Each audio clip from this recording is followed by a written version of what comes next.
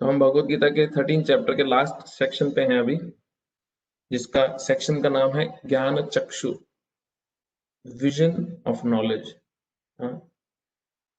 ज्ञान के चक्षु, ज्ञान की आंखों द्वारा इस संसार को, भगवान को, उनकी सृष्टि को देखना।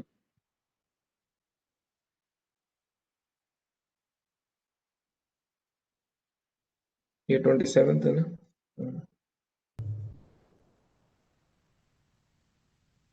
यावत् संजायते किंचित सत्वं स्थावर जंगमं क्षेत्र क्षेत्रज्ञ संयोगात् तद्विधि भरतर्षभः। हे भरतवंशी में श्रेष्ठ। अर्जुन को भगवान बहुत अलग अलग नाम से भगवद गीता में बुला रहे हैं। धनंजय, गुड़केश, पार्थ, ये भी अर्जुन को बहुत बारी इस नाम से बुलाया जाता है। भरतर्षभा, ऋषभ मीन्स द बेस्ट और द चीफ, और भरतर्षभा मीन्स भरतवंशियों में सबसे चीफ या सबसे श्रेष्ठ।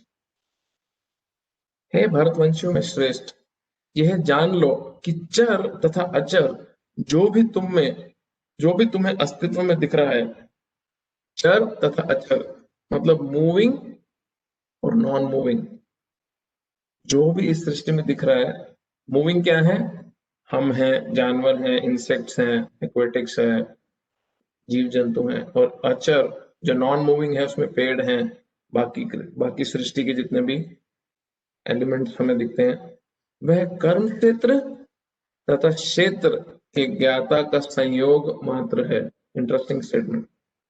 कर्म क्षेत्र, field of activity, field of activity means ये शरीर किससे बना है? 5 धातुओं से बना है। अर्थ, वाटर, फायर, एयर, ईथर, जल, अग्नि, पृथ्वी, वायु, आकाश, और मन, बुद्धि और अहंकार से ये बॉडी है। सटल बॉडी और ग्रॉस बॉडी, सूक्ष्म शरीर और स्थूल शरीर। तो ये जितना भी हमारे को सृष्टि में सब कुछ दिख रहा है, या तो ये इन मटेरियल एलिमेंट्स से बना है, और या तो नहीं, ये मटेरियल एलिमेंट्स और नोर ऑफ द फील्ड कौन है? आत्मा। आत्मा और परमात्मा, इनके कॉम्बिनेशन से ये पूरी की पूरी सृष्टि में हर चीज एग्जिस्ट कर रही है, चाहे वो मूविंग है या नॉन मूविंग है। इस श्लोक में ब्रह्मांड की सृष्टि के भी पूर्व से अस्तित्व में रहने वाली प्रकृति तथा जीव दोनों की व्याख्या की गई है। प्रकृति और जीव दोनों की व्याख्या है। जो कुछ भी उत्पन्न किया जाता है वह जीव तथा प्रकृति के संयोग मात्र होता है। जो कुछ भी प्रोड्यूस किया जाता है, वृक्ष, पर्वत आदि ऐसे अनेक अभिव्यक्तियां हैं जो गतिशील नहीं है। वृक्ष और पर्वत मूव नहीं करते। इनके साथ ही ऐसे अनेक वस्तुएं हैं जो गतिशील हैं, और ये सब भौतिक प्रकृति तथा परा प्रकृति अर्थात जीव के संयोग मात्र से होता है। परा प्रकृति मीन्स सुपीरियर एनर्जी, जो जीव है, लिविंग एंटिटी, क्योंकि हम स्पिरिचुअल हैं। जीव के स्पर्श के बिना कुछ भी उत्पन्न नहीं हो सकता। भौतिक प्रकृति तथा आध्यात्मिक प्रकृति का संबंध निरंतर चल रहा है, और यह संयोग परमेश्वर द्वारा संपन्न कराया जाता है। अतएव वे ही परा तथा अपरा प्रकृति के नियामक हैं।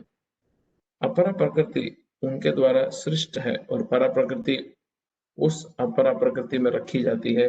इस प्रकार सारे कार्य तथा अभिव्यक्तियां घटित होती रहती हैं। तो बेसिकली इससे अमेजिंग अंडरस्टैंडिंग है ये समझना, बिकॉज साइंस इसको नहीं एक्सप्लेन कर पाती। अकॉर्डिंग टू एथिस्टिक साइंस, नास्तिक साइंटिस्ट की जो सोच है, उसके हिसाब से उसकी सिंपल अंडरस्टैंडिंग ये है कि लाइफ कम्स फ्रॉम मैटर। जो जीवन है वो मैटर से आ रहा है। उनको ये लगता है कि उन्होंने टेस्ट ट्यूब में अगर बच्चा पैदा कर दिया तो उनके केमिकल्स ने बच्चा पैदा करा है, बट वो ये भूल जाते हैं कि टेस्ट ट्यूब में उन्होंने बच्चा तो पैदा किया है, तो उन्होंने माँ के गर्भ को, वूम को टेस्ट ट्यूब से रिप्लेस तो कर दिया, बट आत्मा तो पति के हस्बैंड के वीर्य से, सेमिनल डिस्चार्ज से माँ के गर्भ में जाती है। तो वो सेमिनल डिस्चार्ज जो वीर्य है वो तो एक आदमी पुरुष का ही इस्तेमाल होता है उस टेस्ट ट्यूब में, जहां पे आत्मा को सिर्फ एक शरीर ढालने के लिए एक स्थान मिलता है जो माँ का गर्भ उस स्थान का काम करती है। तो मटेरियल साइंटिस्ट की जो माइंडसेट है, जो एथिस्टिक साइंटिस्ट का जो माइंडसेट है वो ये है कि उनके केमिकल द्वारा वो लाइफ प्रोड्यूस कर रहे हैं या फ्यूचर में प्रोड्यूस करेंगे। और प्रभुपाद जी इसके अगेंस्ट बहुत स्ट्रिक्ट और बहुत ही डिटेल्ड कन्वर्सेशंस और आर्ग्यूमेंट्स दिए हैं। प्रभुपाद का एक बुक भी है कि लाइफ कम्स फ्रॉम लाइफ, जीवन जीवन से ही आता है, जीवन मैटर से नहीं आता है, भौतिक वस्तु से जीवन कभी नहीं आता। हाँ, तो ऐसे बहुत से उदाहरण दिए जाते हैं जिसमें जैसे एक बारी प्रभुपाद जी मॉर्निंग वॉक पे थे और उनके, ये आप लोगों ने कहीं उन्हें स्टोरी सुनी भी होगी। प्रभुपाद जी मॉर्निंग वॉक पे थे और उनके कुछ शिष्य थे जो आके बता रहे थे इंडिया में ये फ्रूट नहीं मिलता, ऑस्ट्रेलिया में मिलता है, कि साइंटिस्ट ने एक फ्रूट प्रैक्टिकली इन्वेंट किया है, उसका नाम है नेक्टरीन, व्हाइट नेक्टरीन और येलो नेक्टरीन, ऑस्ट्रेलिया में मिलता है, बहुत टेस्टी फ्रूट है एक्चुअली में।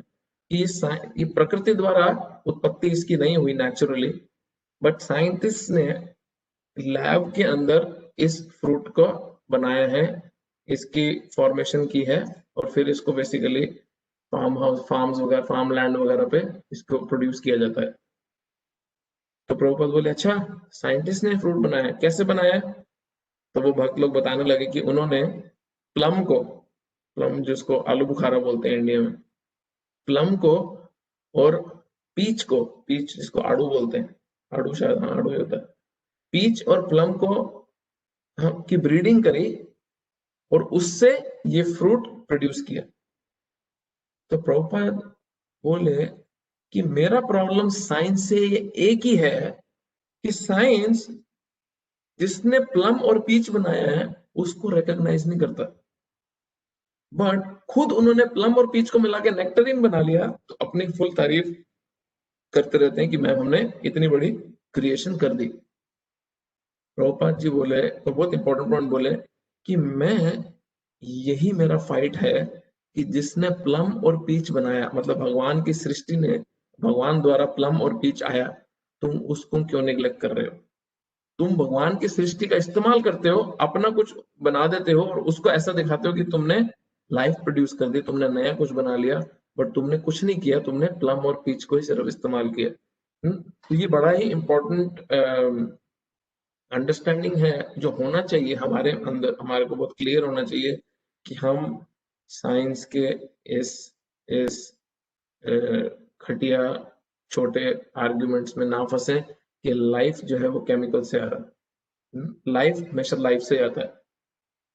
कोई व्यक्ति बोलता है अरे इतनी बड़ी मशीन चल रही है, मशीन ही सब कुछ प्रोड्यूस कर रही है, देखो कोई कोई व्यक्ति तो दिख रहा है तुम्हारे को फैक्ट्री में, मशीन ही सब प्रोड्यूस करे जा रही है, मशीन ही सब प्रोड्यूस कर रही है।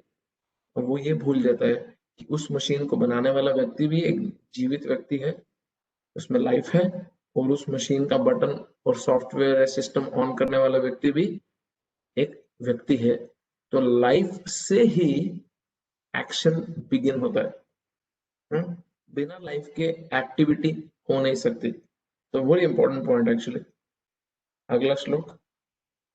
तो ये लाइफ जब भौतिक प्रकृति के साथ मिलती है तो अगली लाइफ प्रोड्यूस होती है या नया कुछ प्रोड्यूस होता है। ये श्लोक का मेन तात्पर्य है। समम सर्वेषु भूतेषु तिष्ठान्तं परमेश्वरं विनश्यत्स्व अविनाशंतम यः पश्यति स पश्यति। जो परमात्मा को समस्त शरीरों में आत्मा के साथ देखता है, वेरी इंपॉर्टेंट पॉइंट, जो परमात्मा को समस्त शरीरों में आत्मा के साथ देखता है, इस लाइन को पढ़ते ही इसका मतलब क्या समझता है? आत्मा और परमात्मा अलग हैं हमारे भीतर, हमारे शरीर के भीतर। ऐसा नहीं कि हम ही परमात्मा हैं या हमारे भीतर सिर्फ आत्मा ही है जो आगे चल के परमात्मा में मिल जाएगी। ये मायावाद के प्रति वो स्ट्रॉन्ग आर्ग्यूमेंट है। जो बोलते हैं कि भगवान और जीव एक ही है। जो परमात्मा को समस्त शरीरों में आत्मा के साथ देखता है और जो ये समझता है कि इस नश्वर शरीर के भीतर तो आत्मा ना ही परमात्मा कभी भी विनष्ट होते हैं, वही वास्तव में देखता है, वही वास्तव में देख रहा है। स पश्यति स पश्यति, वास्तव में वही व्यक्ति असलियत देख रहा है जो ये समझ जाए कि इस शरीर के भीतर मैं जो आत्मा हूं, मेरी जो असली आइडेंटिटी है उसका कभी नाश नहीं होगा। तो मुझे इतना भयभीत रहने की, हर समय फियर में रहने की जरूरत नहीं है। हाय कोरोना कोरोना, ठीक है, केयरफुल रहना चाहिए, बट मेरा नाश कभी नहीं होगा। भले ये शरीर का नाश हो जाएगा, बट मेरा नाश कभी नहीं होगा। और परमात्मा का नाश वैसे भी क्या होगा। तो हमारा जितना भी लाइफ में प्रॉब्लम है, हमारी हम हम बहुत दूर दूर का सोच के फाइनेंशियली इतना डिस्टर्ब रहते हैं, दूर दूर का सोच के पहले से चिंतित रहते हैं। वो सारा का सारा डर के आधार पे, बैंक बैलेंस तो प्रॉपर्टी तो दिस दैट, वो सारा डर के आधार पे। जैसे ये जो डर है, ये डर क्या माध्यम बनता है, ये डर माध्यम बनता है हमारा इस भौतिक सृष्टि में फंसे रहने का कारण बनता है। पर जब हम ये समझ लेते कि मेरे को तो कुछ हो ही नहीं सकता, मेरा तो कोई नुकसान पहुंचा ही नहीं सकता, मेरे को तो कोई हानि कर ही नहीं सकता, मेरे शरीर को कर दे भले। अभी सोचो, ये बहुत इंटरेस्टिंग एक इम्पोर्टेंट पॉइंट है। आपने एक बहुत महंगी जैकेट लाई, 10-15 हजार रुपए खर्चे या $200-300 आपने ऑस्ट्रेलिया के हिसाब से खर्चे, और आप एक महंगी जैकेट लेके आए, और आप एक महंगी जैकेट लेके आए हो, तो शुरू शुरू में आपको होगा चिंता, हर समय कोई दाग ना लग जाए, संभाल के रखो उसको, कहीं अटक ना जाए, कहीं फट ना जाए, कहीं कुछ ना हो जाए।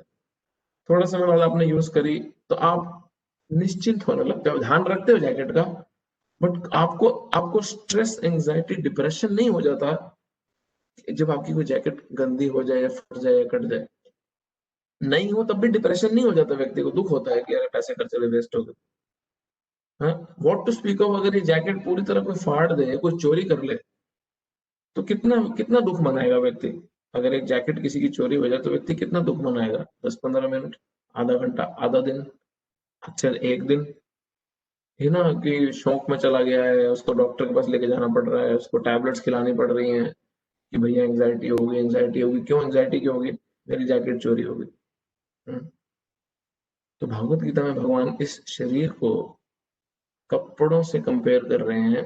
जब कपड़े किसी कारणवश नहीं यूज करने लायक रहते, या ये शरीर किसी कारणवश नहीं इस्तेमाल करने लायक रहता, बीमारी पड़ जाती है, खून हो जाता है, एक्सीडेंट हो जाता है, व्यक्ति बूढ़ा हो जाता है, खत्म हो जाता है, और आत्मा जो मैं हूं वो अगले शरीर में चला जाता है, तो उस समय पे अगर हम ये नहीं देख सकते कि मैं तो कभी नाश होने ही नहीं वाला, तो मैं टेंशन क्यों ले रहा हूँ इतनी ज्यादा, तो व्यक्ति के बहुत सारे टेम्परेचर, प्रेशर, डिप्रेशन, एंग्जाइटी नीचे आने लगता है।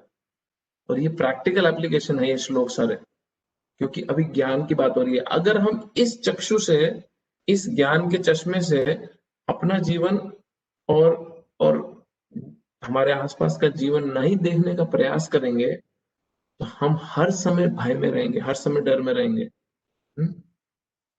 तात्पर्य पढ़ते हैं, जो व्यक्ति सत्संगति से तीन वस्तुओं को, शरीर, शरीर का स्वामी या आत्मा, तथा आत्मा के मित्र को जो परमात्मा है, एक साथ संयुक्त देखता है, वही सच्चा ज्ञानी है।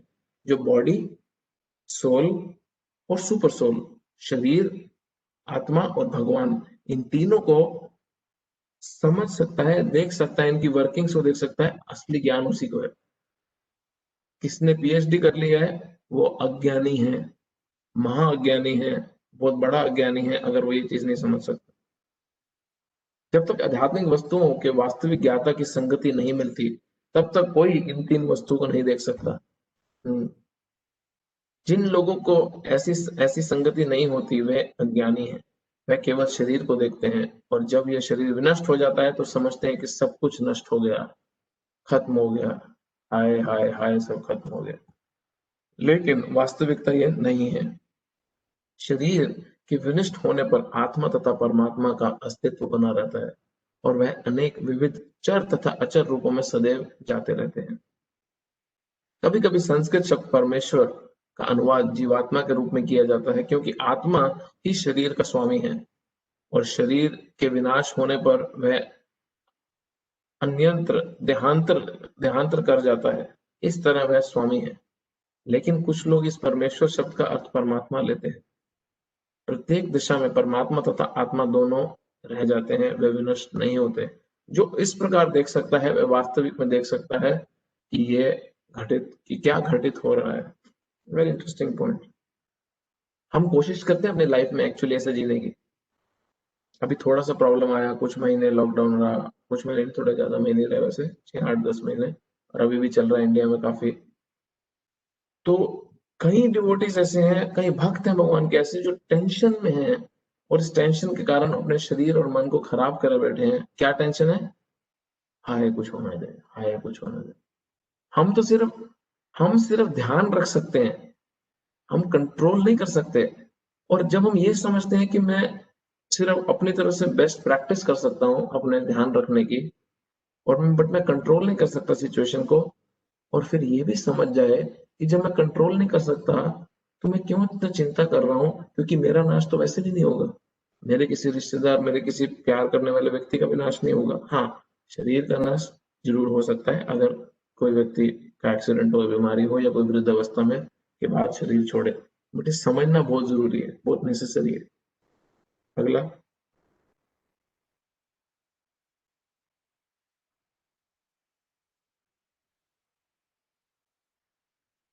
समं पश्याधि सर्वत्र समवस्थितम् ईश्वरं नाहि नस्ति आत्मनात्मानं ततो याति परां गतिम्।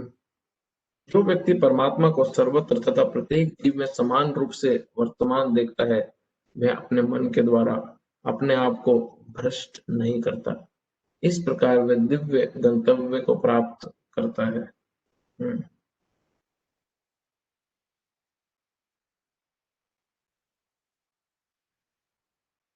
इंटरेस्टिंग है ना कि अभी जो व्यक्ति हर शरीर में परमात्मा को समान रूप से देखता है, वो अपने को भ्रष्ट नहीं करता। तात्पर्य, जीव अपना भौतिक अस्तित्व स्वीकार करने के कारण अपने आध्यात्मिक अस्तित्व से पृथक हो जाता है।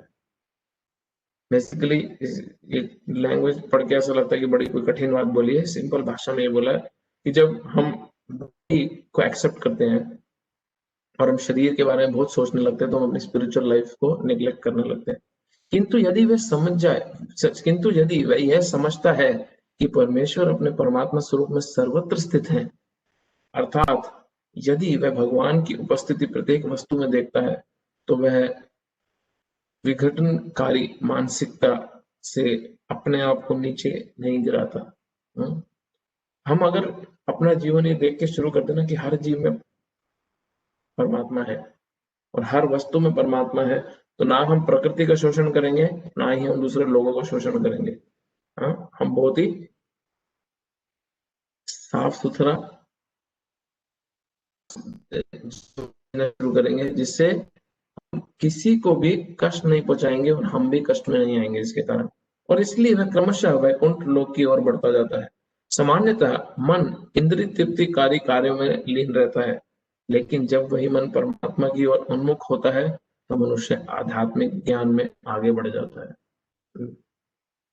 हर चीज में परमात्मा भगवान को देखना। अगला।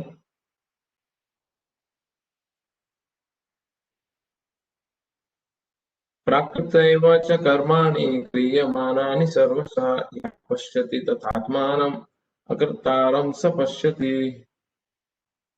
इंटरेस्टिंग है। पूरे सेक्शन में मुझे बड़ा अच्छा लगता है वाला। कितने कितने क्लियर और डायरेक्ट श्लोक है। जो ये देखता है कि सारे कार्य शरीर द्वारा संपन्न किए जाते हैं, जिसकी उस उत्पत्ति प्रकृति से हुई है, और जो देखता है कि आत्मा कुछ भी नहीं करता, वही यथार्थ में देखता है। तो ये श्लोक जो है, ये श्लोक प्रश्न उठा मन में ला सकता है। जो ये देखता है कि सारे कार्य शरीर कर रहा है। अब ये बाहरी दृष्टि से पॉइंट ऑफ व्यू से ये विजन नहीं है, ये आंतरिक दृष्टि से ये विजन समझना है कि आत्मा, ये कोई भी भौतिक कार्य जिसमें हम लगे हैं,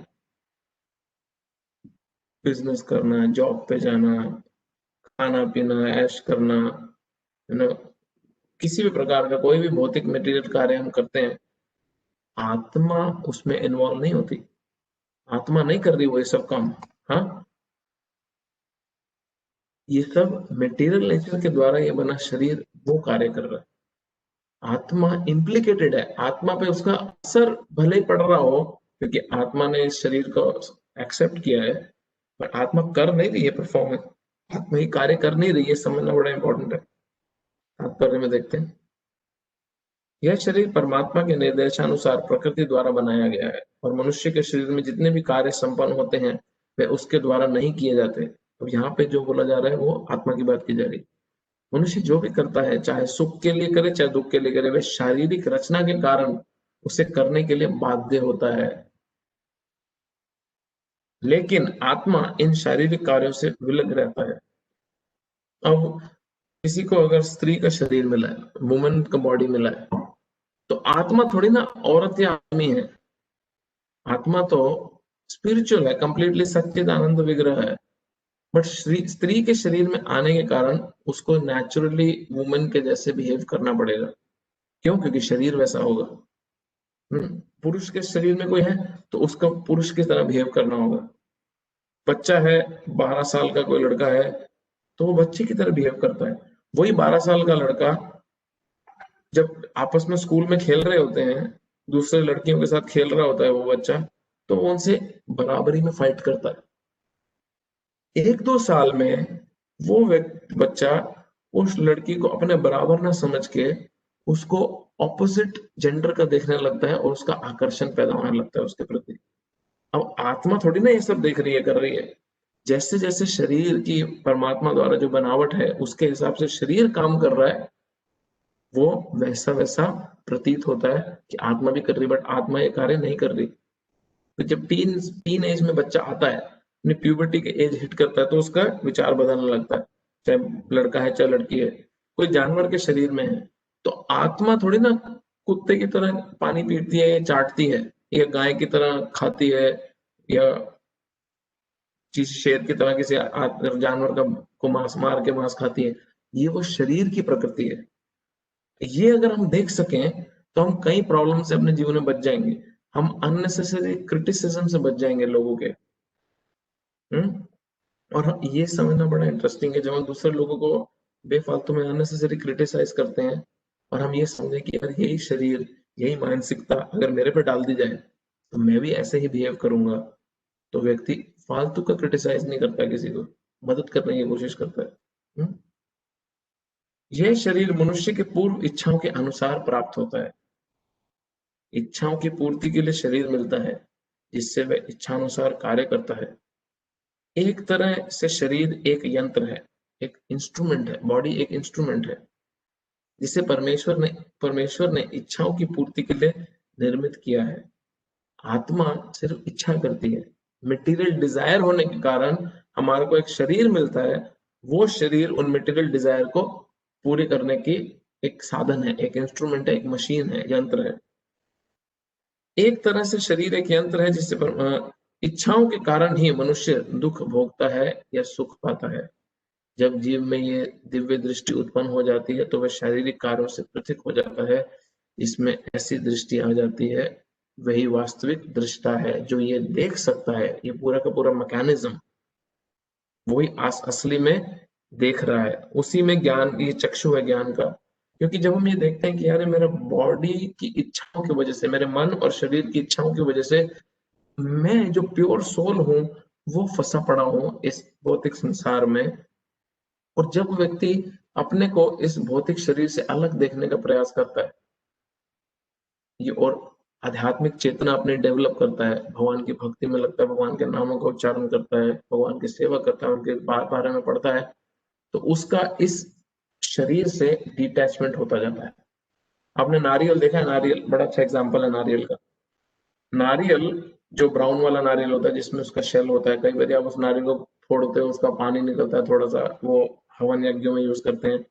बट उसका जो अंदर का जो गिरी होती है नारियल की, वो कई बार इतनी हार्ड चिपकी होती है कि उसको नाइफ लेके थोड़ा धीरे धीरे उखाड़ना पड़ता है। बट वही कई नारियल ऐसे होते हैं जो पक जाते हैं कि उनकी गिरी होती तो अंदर है बट डिटैच होती है, अंदर से छूटी होती है पूरी तरह। आप नारियल के शेल को तोड़ो और अंदर की गिरी एकदम से पूरी की पूरी गोल निकलती है बाहर। तो आत्मा जब रियलाइज कर लेती है, स्पिरिचुअली एडवांस कर जाती है, तो वो नारियल की उस गिरी की तरह होती है जो अंदर तो है बट पूरी तरह से शेल को छोड़ चुकी है। तो हमें वो नारियल की गिरी बनना है कि शरीर में तो होंगे बट इस शरीर की जो हरकतें हैं उनमें ना फंस के सिर्फ आध्यात्मिक कार्य करेंगे। अगला श्लोक।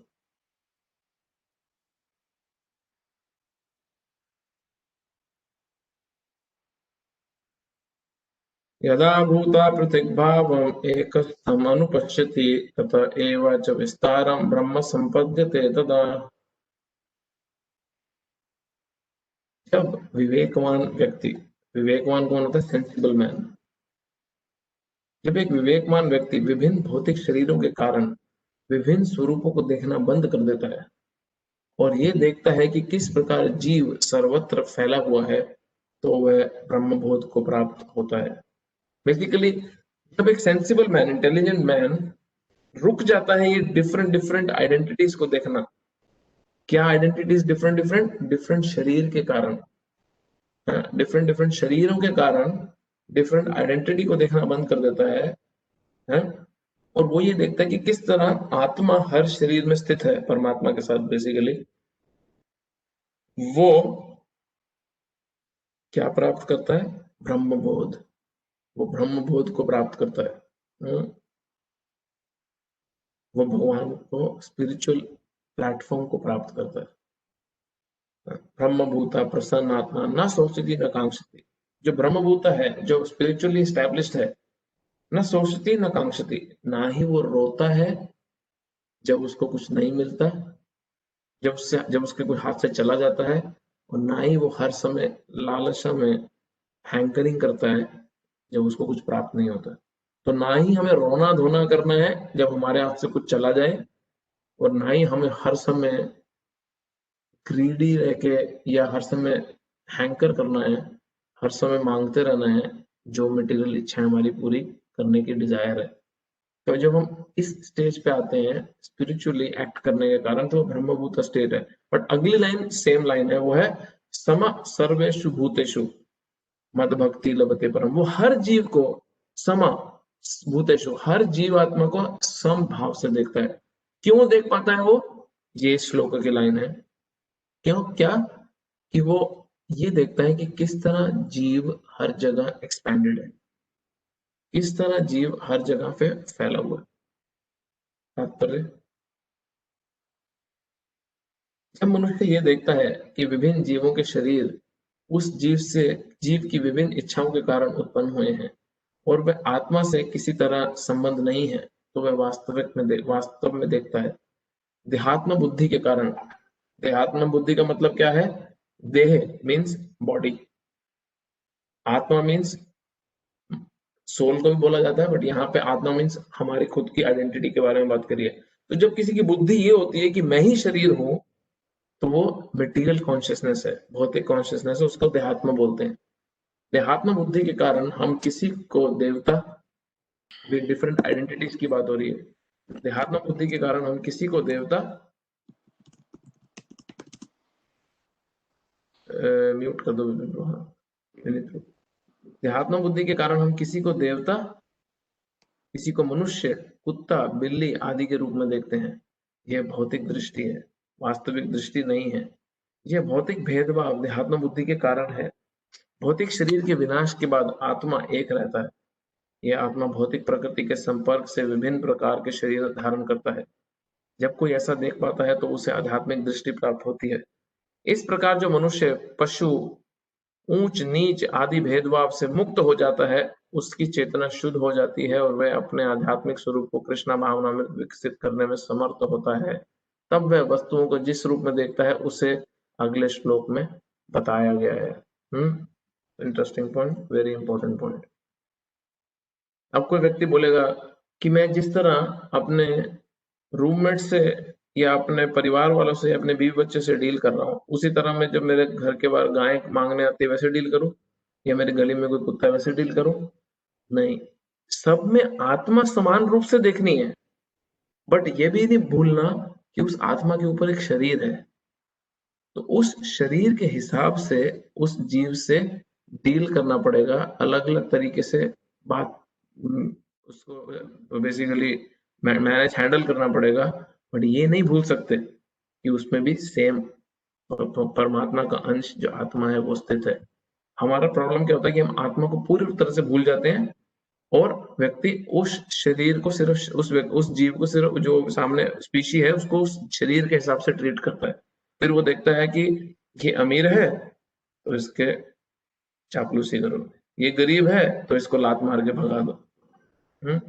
अभी तो आप किसी, अगर ये आप अंडरस्टैंडिंग कर लोगे तो आप किसी को, कोई रिक्शे वाला है कुछ है, अब ऐसा नहीं है कि आप वो रिक्शे वाले को घर पे चाय के लिए ले आओगे, बट आप उससे रिस्पेक्टफुली डील तो करोगे कम से कम। उसमें परमात्मा और आत्मा को स्थित समझ के उसको घटिया गिरा हुआ तरीके से तो नहीं ट्रीट करोगे, रिस्पेक्टफुली तो ट्रीट करेगा व्यक्ति। कोई कई बार कोई कूदता जा रहा होता है वैसे लात मार देते हैं, पत्थर फेंक देते हैं, क्योंकि हम सिर्फ उस शरीर को देख रहे हैं, और शरीर हमारे को कई बार चिढ़ मच सकती है उस शरीर से, कई बार पति पत्नी आपस में लड़ाई हो जाती है, हाँ, और इस हद तक आ जाते हैं कि एक दूसरे को मारने पे आ जाते हैं, ये बहुत सारी चीजें हो जाती हैं। जब अगर ये दृष्टि पैदा हो कि उसमें भी आत्मा और परमात्मा है, तो व्यक्ति का डीलिंग बहुत बदल जाता है सामने वाले व्यक्ति से। फिर उसकी शोषण करने की प्रवृत्ति नहीं, सेवा करने की प्रवृत्ति आ जाती है एक दूसरे के प्रति, चाहे वो हस्बैंड वाइफ के रिलेशन में हो, चाहे माता पिता के रिलेशन में हो, चाहे बीवी बच्चों के रिलेशन में हो, चाहे बाहर किसी के साथ रिलेशन में, किसी जानवर के साथ रिलेशन में हो। और ये असली दृष्टि है, ये दृष्टि असली दृष्टि है। और जिस व्यक्ति ने ये दृष्टि पैदा कर ली अपने भीतर, जो हर जीव को समान दृष्टि से देखता है, बट उनके शरीर के हिसाब से उनसे ट्रीट करता है। जैसे कोई भी पुलिस में है, अब पुलिस में उसका कलीग है दूसरा पुलिस वाला, तो उसका किसी का कलीग अगर दूसरा साथ में पुलिस वाला है, और जो कैदी है जेल में, दोनों में आत्मा है, दोनों में परमात्मा है। तो ऐसा नहीं है कि पुलिस वाला वो कैदी के साथ भी जाके चाय वाय पिएगा, उसको भी बाहर घूमने लेके जाएगा, या उसको भी रिस्पेक्ट, उसको भी एक ट्रीटमेंट देगा, और साथ वाले पुलिस वाले को भी सेम ट्रीटमेंट देगा। क्यों? क्योंकि उसने भगवत गीता पढ़ी है, भगवत गीता में लिखा है सबको समान ट्रीट करो। नहीं, ये तो फिर मूर्खता हो जाएगी। बट वो उस कैदी को डील ट्रीट उसके शरीर के हिसाब से नहीं करेगा। अगर उसको पनिश भी करना है उस कैदी को, तो वो ये दृष्टि से पनिश करेगा उस कैदी को कि हाँ, इसमें आत्मा और परमात्मा है, बट ये जो शरीर में ये जो शरीर धारण करके बैठा है, ये जो मानसिकता ये कैदी धारण करके बैठा है, उसको सुधारने के लिए मुझे इस आत्मा की सेवा करनी है, और उसके लिए मुझे चाहे उसको डंडा भी मारना पड़े तो वो भी सेवा के तौर पे उसको डंडा मारेगा। प्रभुपाद जी के जो गुरु महाराज थे, उनको जब उनका खुद का शिष्य अपने गुरु को आके प्रणाम करता था, तो प्रभुपाद जी के गुरु श्री भक्ति सिद्धांत सरस्वती ठाकुर वो बोलते थे दासोस में। अब शिष्य अपने गुरु को जब प्रणाम करता है, तो अगर कोई भौतिक गुरु हो, हम देखते हैं चीटर गुरु हो, तो वो अपने को पहले बात तो भगवान समझता है, वो बोलता है ब्लेस यू, हमें आशीर्वाद है, जीते रहो, ये करो। एक वैष्णव का, भगवान के भक्त जब गुरु का रोल अदा करता है, तो उसका माइंडसेट क्या रहता है? दासोस में, मैं भी तुम्हारा दास हूं, बट मैं तुम्हारा दास हूं, बट मेरी सेवा तुम्हारे प्रति गुरु की तरह है, इसलिए तुम्हें डांट के करेक्ट करूंगा गुरु के रूप में, बट दास भाव में। मैं पति हूं, क्योंकि मैं पति हूं तो तुम्हें मुझसे दबना पड़ेगा।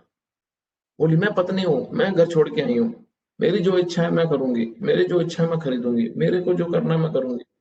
हाँ, मैं कमाती हूँ, मैं कोई तुम्हारे घर से लेती हूँ, हाँ, वहां से पति अपना शुरू हो जाए। तो ये स्पिरिचुअल कॉन्शियसनेस के लक्षण नहीं है। तो स्पिरिचुअल कॉन्शियसनेस डेवलप होती है तो व्यक्ति सामने वाले को सर्व करता है, माता पिता अपने बच्चे को सर्व करते हैं, जब बच्चे की पिटाई भी करते हैं, उसको दिन भर की फ्रस्ट्रेशन लेते हैं, बच्चे को पीटे कि ये तो कुछ कर नहीं सकता, तो वो सर्विस नहीं है, वो शोषण है, वो एक्सप्लॉयटेशन है। टीचर, अब तो मॉडर्न टाइम्स में पूरा का पूरा ये चौपट कर दिया कि टीचर बच्चे को डांट भी नहीं सकता करेक्ट करने, क्योंकि कुछ टीचर्स ने इसका बहुत गलत मिसयूज किया, जिसमें से बच्चों को बहुत इंजरी भी हो गई, कई बच्चे मर भी गए। तो ये रूल ही बना दिया सरकार ने कि बच्चों को हाथ ही नहीं लगाना, बट उसका उल्टा रिएक्शन क्या हो रहा है कि एक टीचर बच्चे को सेवा रूप में भी करेक्ट नहीं कर सकता, सर्विस के पॉइंट ऑफ व्यू से भी बच्चे को करेक्ट करके उसको एजुकेट नहीं कर सकता। क्यों? क्योंकि अलाउड नहीं है। तो जैसे जैसे सोसाइटी मटेरियलिस्टिक होता जा रहा है समय के साथ साथ, वैसे वैसे उसकी शोषण करने, एक्सप्लॉइट करने की जो कैपेसिटी है वो और इंटेंस होती जा रही है और गहरी होती जा रही है। और ये बीमारी से हमें बचना है, एटलीस्ट जिसको भगवद गीता सामने पड़ी है और वो समझने का प्रयास कर रहा है। अगला श्लोक। हरे कृष्णा प्रभु जी। हरे कृष्णा, कौन बोल रहे हैं? प्रभु जी कुणाल बोल रहा हूँ। हाँ प्रभु जी। प्रभु जी सॉरी, एक क्वेश्चन आया था इसके वो पहले के क्वेश्चन, श्लोक और सॉरी, क्वेश्चन आप प्लीज लिखोगे, ये ना एक सेक्शन खत्म श्योर कर लूँ श्योर मैं, श्योर श्योर प्लीज श्योर लिख लो, क्योंकि श्योर क्वेश्चंस के लिए हम टाइम रखेंगे। ऑलरेडी मैं थोड़ा लेट आया ना, नहीं तो ये श्योर चैप्टर ही प्रभु, खत्म होगा। श्योर प्रभु।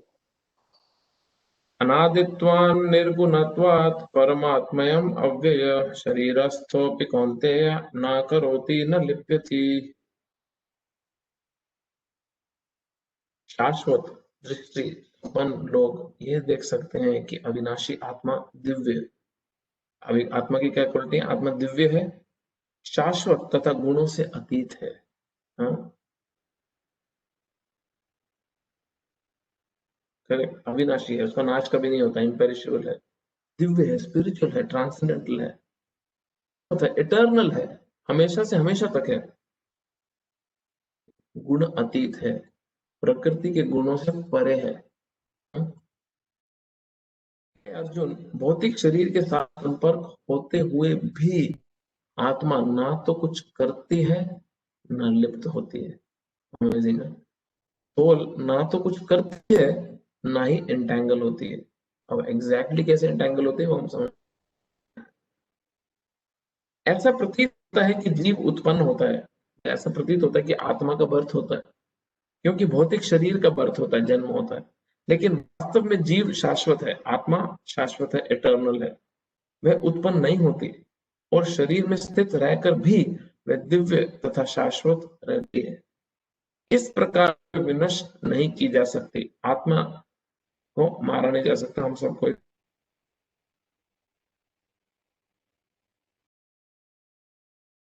आत्मा स्वभाव से आनंद में है, वह किसी भौतिक कार्य में प्रवृत्त नहीं होती। सोल की बात कर रहे हैं, वो हमेशा आनंद में रहती है, किसी भौतिक कार्य में जुड़ती नहीं है। अतः भौतिक शरीर के साथ संपर्क होने से जो कार्य संपन्न होते हैं वह उसे लिप्त नहीं कर पाते। प्योर वाटर जो है, प्योर वाटर जब आसमान से गिरता है तो वो प्योर होता है, एनवायरमेंट में आता है तो पॉल्यूशन उसको दूषित करता है, फिर वो जमीन पे गिरता है तो वो काला कीचड़ का पानी हो जाता है।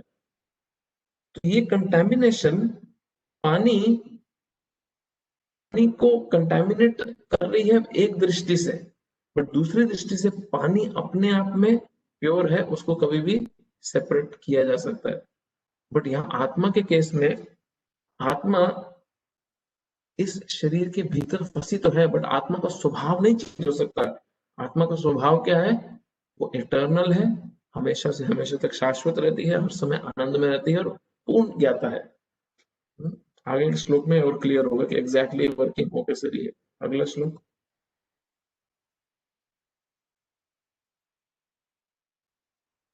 यथा सर्वगतं सौक्ष्म्यात् आकाश्यं नोपलिप्यते सर्वत्र सर्वत्रावशिष्टो देहे तथात्मानोपलिप्यते। यद्यपि आकाश, ये एग्जाम्पल अच्छा है, यद्यपि आकाश सर्वव्यापी है किंतु अपनी सूक्ष्म प्रकृति के कारण किसी वस्तु से लिप्त नहीं होता। इसी तरह ब्रह्म दृष्टि में स्थित आत्मा शरीर में स्थित रहते हुए भी शरीर से लिप्त नहीं होती।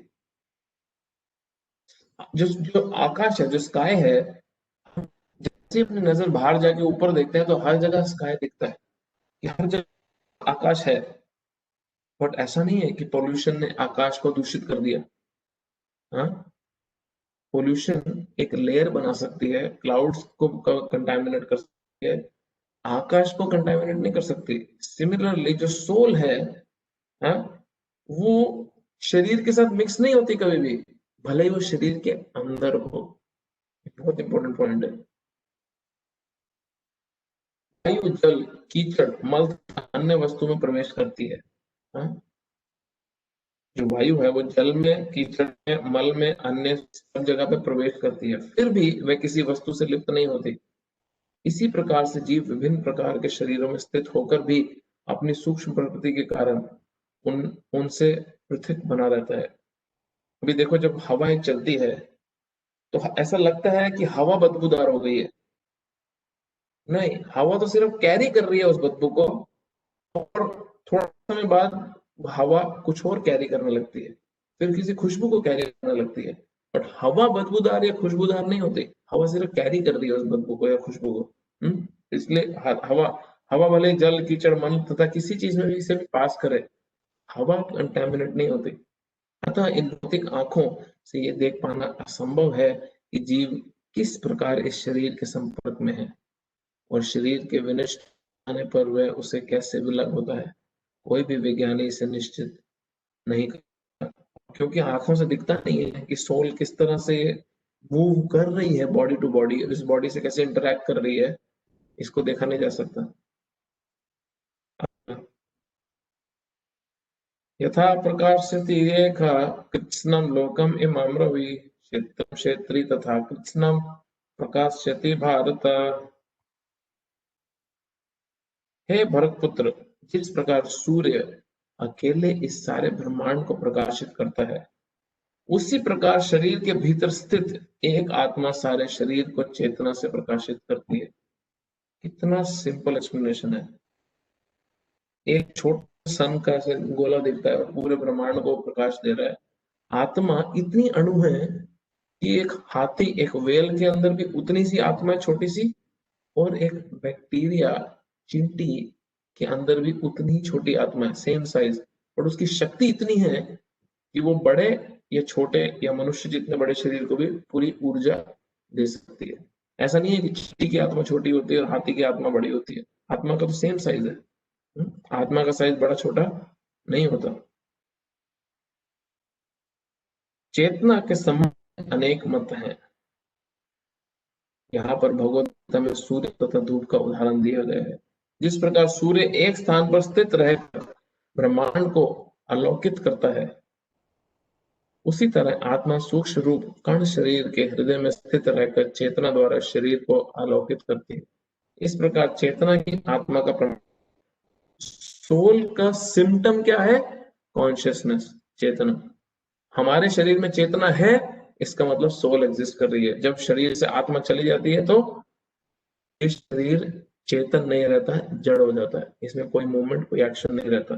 फिर उस शरीर को जिससे आत्मा चली जाए, आप डंडे भी मारो उसको, कोई असर नहीं पड़ता। इस प्रकार चेतन आत्मा का प्रमाण है। इस तरह धूप या प्रकाश सूर्य की उपस्थिति का प्रमाण होता है। जब शरीर में आत्मा वर्तमान रहता है तो सारे शरीर में चेतना रहती है, किंतु लुप्त हो जाती है। इसे बुद्धिमान व्यक्ति सुगमता से समझ सकता है। अतएव चेतना पदार्थ के संयोग से नहीं बनी है। चेतना कोई मटेरियल कॉम्बिनेशन नहीं है। ये जीव का सिम्टम है सोल का। जीव की चेतना यद्यपि गुणात्मक रूप से परम चेतना से अभिन्न है।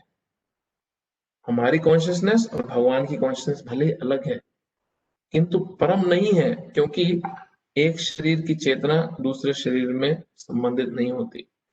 आपको जो आपके शरीर की कॉन्शियसनेस है, वो आप दूसरे शरीर की चेतना आप नहीं जानते, बट परमात्मा, भगवान हर शरीर की चेतना जानता है। इसलिए हम परमात्मा के बराबर कभी हो नहीं सकते। लेकिन परमात्मा जो आत्मा के सखा रूप में समस्त शरीरों में स्थित है, समस्त शरीरों के प्रति सचेत है। परम चेतना तथा सृष्टि चेतना में यही अंतर है, हमारे में और भगवान की जो कॉन्शियसनेस है, इंडिविजुअल जो कॉन्शियसनेस है और जो सुप्रीम कॉन्शियसनेस है, उसमें यही भेद है कि हमारे को सिर्फ अपनी बॉडी की थोड़ी चेतना है और भगवान को पूरी सृष्टि में जितने भी बॉडीज हैं उन सबकी चेतना है। अगला श्लोक, लास्ट श्लोक है इस चैप्टर का।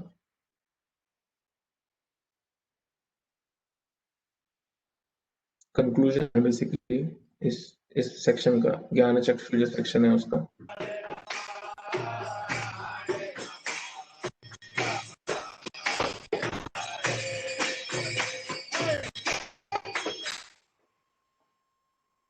म्यूट करना विनीत प्रभु, सुमित प्रभु हरि नाम पे क्लास सुन रहे लगते हैं।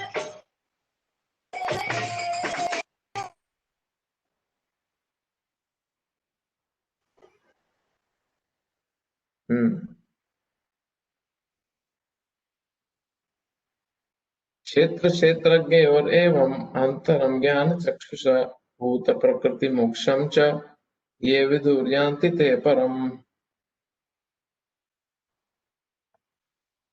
जो लोग ज्ञान के चक्षुओं से शरीर तथा शरीर के ज्ञाता के अंतर को देखते हैं, जो बॉडी और सोल में अंतर देख सकते हैं, वह बंधन से मुक्ति की विधि को भी जानते हैं, उन्हें परम लक्ष्य प्राप्त होता है। अब जो इस नॉलेज से क्या डिफरेंस देख सकते हैं, इस बॉडी में, आत्मा में और शरीर में फर्क है, परमात्मा में, आत्मा में और शरीर में फर्क है। और जो इस भवबंधन से मुक्ति की, जो लिबरेशन की इस प्रिंसिपल, लिबरेशन के इस प्रोसेस को समझ सकते हैं, वो ये परम गोल, जो फाइनल गोल है, सुप्रीम गोल है, उसको प्राप्त करने के योग्य है। इस 13वें अध्याय का तात्पर्य यही है। अब ये 13 चैप्टर को हम कंक्लूड कर रहे हैं, फिर क्वेश्चंस लेंगे। इस 13वें अध्याय का तात्पर्य यही है कि मनुष्य को शरीर, शरीर के स्वामी मतलब आत्मा तथा परमात्मा के अंतर को समझना चाहिए। उसे श्लोक 8 से लेके 12 तक, जो है 8 से लेके 12 तक में वर्णित मुक्ति की विधि को जानना चाहिए। 8 से लेके 12 तक लिबरेशन, मुक्त, इस भौतिक सृष्टि से मुक्त कैसे हुआ जाए उसको जानना चाहिए। आप में से जिसने भी लेट ज्वाइन किया और पहले के श्लोक नहीं अटेंड करे, पिछली या तो रिकॉर्डिंग सुन सकते हो या भगवद गीता पढ़ के समझने की कोशिश कर सकते हो, तभी वह परम गति को प्राप्त हो सकता है। श्रद्धालु को चाहिए कि सर्वप्रथम वह ईश्वर का श्रवण करने के लिए सत्संगति करे और धीरे धीरे प्रबुद्ध बने। धीरे धीरे अच्छी एसोसिएशन में भगवान के बारे में सुन के व्यक्ति एनलाइटन हो। यदि गुरु स्वीकार कर लिया जाए तो पदार्थ मतलब मटेरियल तथा आत्मा के अंतर को समझा जा सकता है और वही अग्रिम आत्म साक्षात्कार के लिए शुभ आरंभ बन जाता है। जस्ट एक गुरु की शरण लेने से आत्म साक्षात्कार का रास्ता खुल जाता है। गुरु अनेक प्रकार के उपदेशों से अपने शिष्यों को देहात्म बुद्धि से मुक्त होने की शिक्षा देते हैं, इस मटेरियल बॉडीली कॉन्शियसनेस से मुक्त होने की शिक्षा देते हैं। उदाहरणार्थ भगवान कृष्ण शिक्षित किए, मनुष्य यह तो समझ सकता है कि यह शरीर पदार्थ है, मटेरियल है, और उसे 24 तत्वों से विश्लेषित किया जा सकता है। शरीर स्थूल अभिव्यक्ति है और मन तथा वैज्ञानिक प्रभाव सूक्ष्म अभिव्यक्ति है। जो बॉडी है वो ग्रॉस है और माइंड, इंटेलिजेंस, ईगो सटल है, वो दिखती नहीं है बट वो भी बॉडी का पार्ट है। जीवन के लक्ष्य इन्हीं तत्वों के अंततः क्रिया विकार है। विकार मीन्स इंटरैक्शन और ट्रांस, ऊपर आत्मा है और परमात्मा है। आत्मा तथा परमात्मा दो हैं। यह भौतिक जगत आत्मा तथा 24 तत्वों के संयोग से कार्यशील है। हमने 24 तत्व पढ़े थे, 5 सेंसेस, 5 हमारी वर्किंग सेंसेस, इससे हमारे 2 हाथ, पैर, जेनिटल्स है, रेक्टम है, फिर 5 हमारी सेंस ऑब्जेक्ट, जैसे आंख का सेंस ऑब्जेक्ट है विजन, से नाक का स्मेल जैसे 15। फिर 5 मटेरियल एलिमेंट्स, जल अग्नि पृथ्वी वायु आकाश है। जल अग्नि पृथ्वी वायु आकाश, 5 ये हो गए 20। फिर मन बुद्धि और अहंकार हो गए 23। 24वां है समय, टाइम, जिसकी वजह से इन सब में चेंजेस आते हैं। 24 जो ये मटेरियल तत्व हैं, ये पूरी की पूरी इसकी ट्रांसफॉर्मेशन पूरी मटेरियल एनर्जी के कारण होती है, जिससे अलग अलग बॉडीज प्रोड्यूस हो सकती है।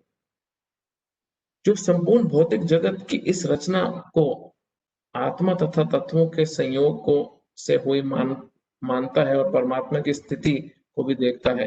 अब ये 24 तत्वों के ऊपर 25वीं आत्मा है, 26वां परमात्मा है, वैकुंठ लोक जाने का अधिकारी बन पाता है।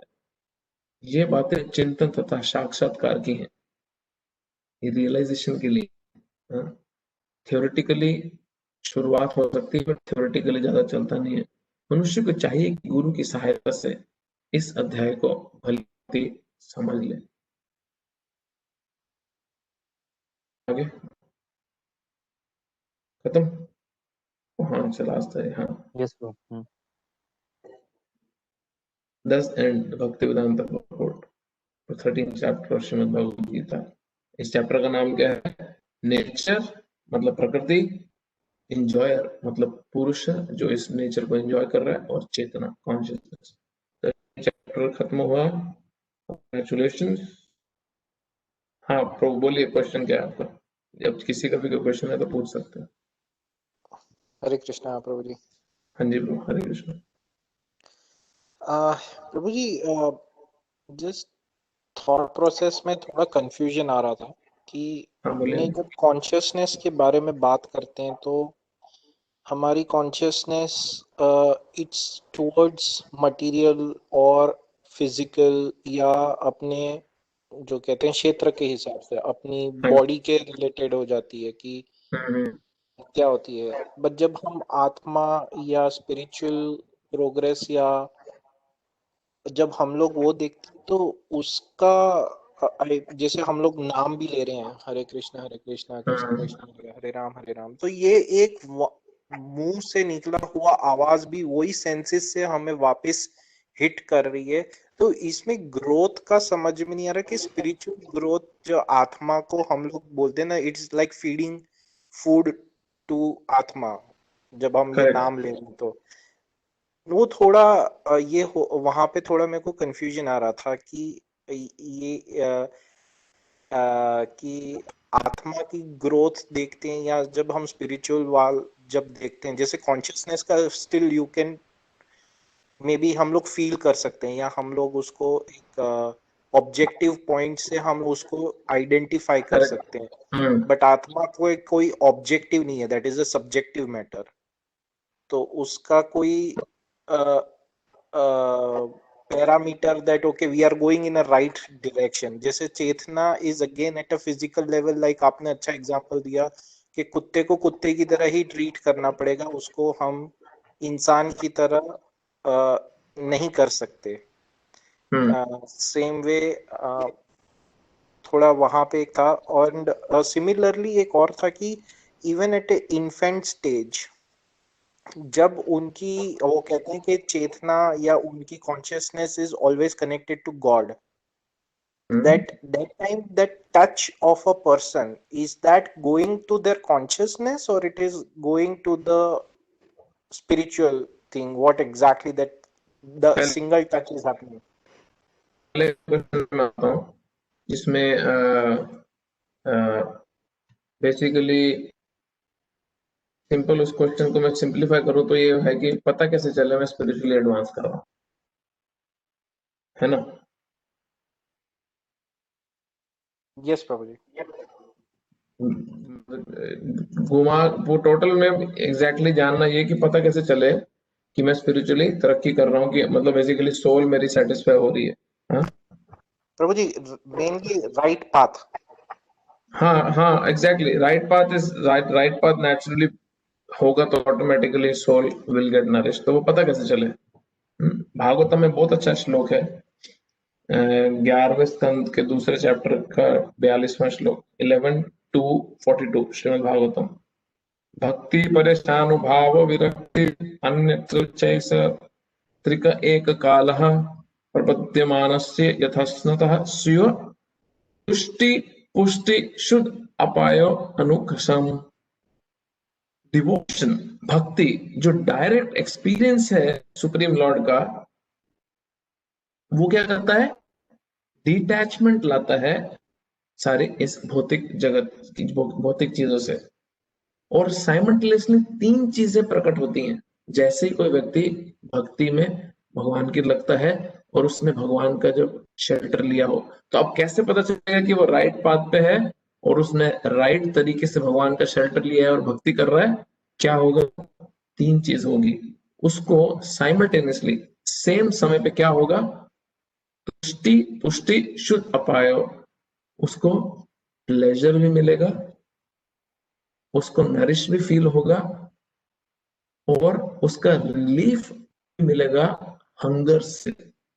हाँ, व्यक्ति को साइमल्टेनियसली, जैसे एक व्यक्ति को जब भूखा हो, बहुत दिन से उसने नहीं खाया, और वो व्यक्ति को आप एक प्लेट देके चले जाओ और आप थोड़ी देर बाद रूम में आओ,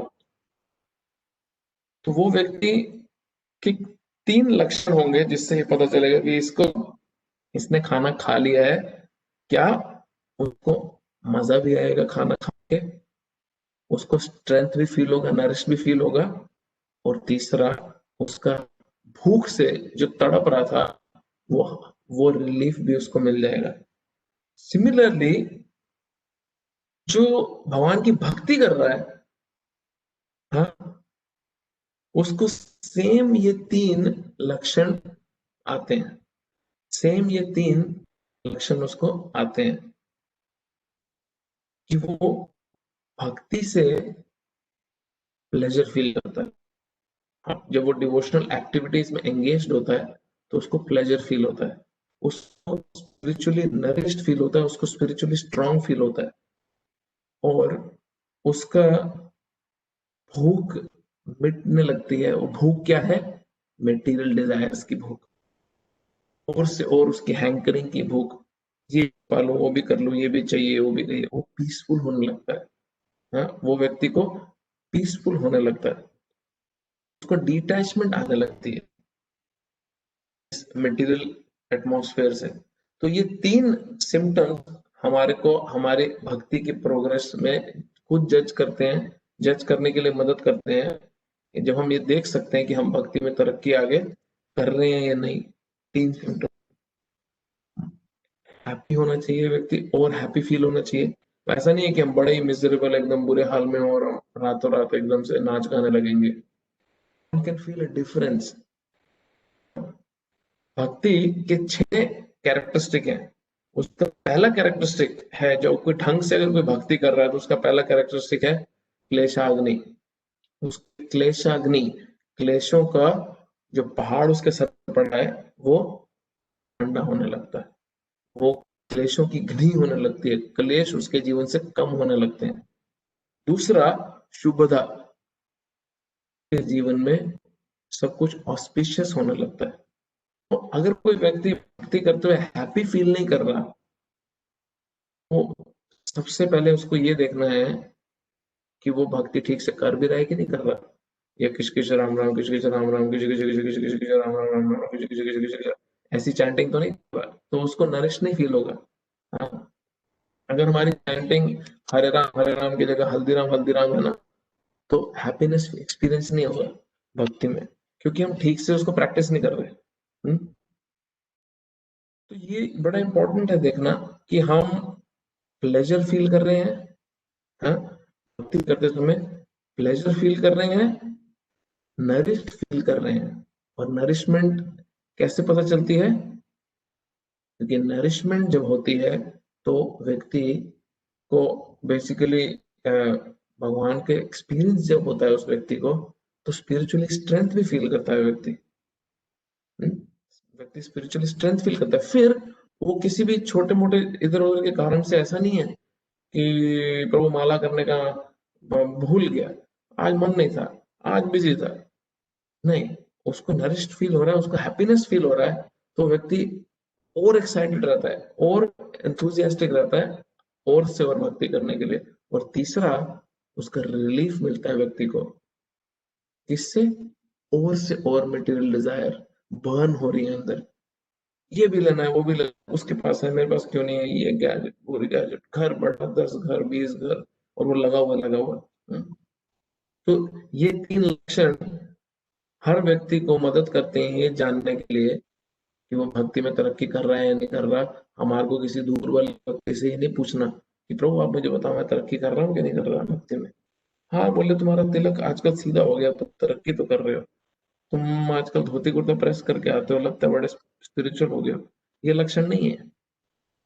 हाँ, तुमने बाल छोटे कर लिए हैं, लगता है तुम भक्ति में आगे बढ़ गए हो, ये लक्षण नहीं है। क्या लक्षण है? ये 3 लक्षण है। हाँ, ये आपका पहला क्वेश्चन का मेन आंसर है कि ये जज करना बहुत जरूरी है। फिर पता चलता है कि सोल को खाना मिल रहा है कि नहीं मिल रहा है, या सिर्फ ऊपर ऊपर से बात ही कर रहे हैं उस बारे में। ठीक है वो। यस प्रभु जी। दूसरा आप क्या पूछ रहे थे? बच्चे का कुछ तो पूछ रहे थे ना, इन्फेंट का। प्रभु जी व्हेन देयर इज, हाँ, जब न्यू बॉर्न होते हैं या जो अपने इन्फेंट्स होते हैं, सो हाँ। जैसे हमारी कॉन्शियसनेस तो डेवलप होती है on the basis of our memory, जो हम लोग ने पास्ट इतने साल जिए हैं उसके बेसिस पे हम क्या कर रहे हैं, कैसे कर रहे हैं, हम्म, तो उससे हम्म, बेसिस पे हमारी कॉन्शियसनेस डेवलप होती है।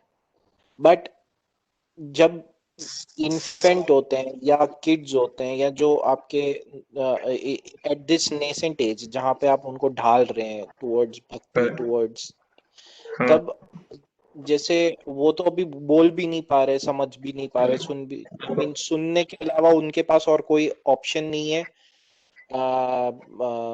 वो करना। पर टू टेल देम हरे राम राम राम हरे और हरे कृष्ण, अगर हम लोग महामंत्र कर भी रहे हैं, उनको हम्म, उनको तो ये पता भी नहीं है कि ये क्या बोल रहे हैं। एग्जैक्टली। तो that touch, that listening, that vision, that जो हमारे 5 सेंसेस के हिसाब से अपने कॉन्शियसनेस कैसे उनकी ग्रो करते हैं। It all helps them exactly. कैसे?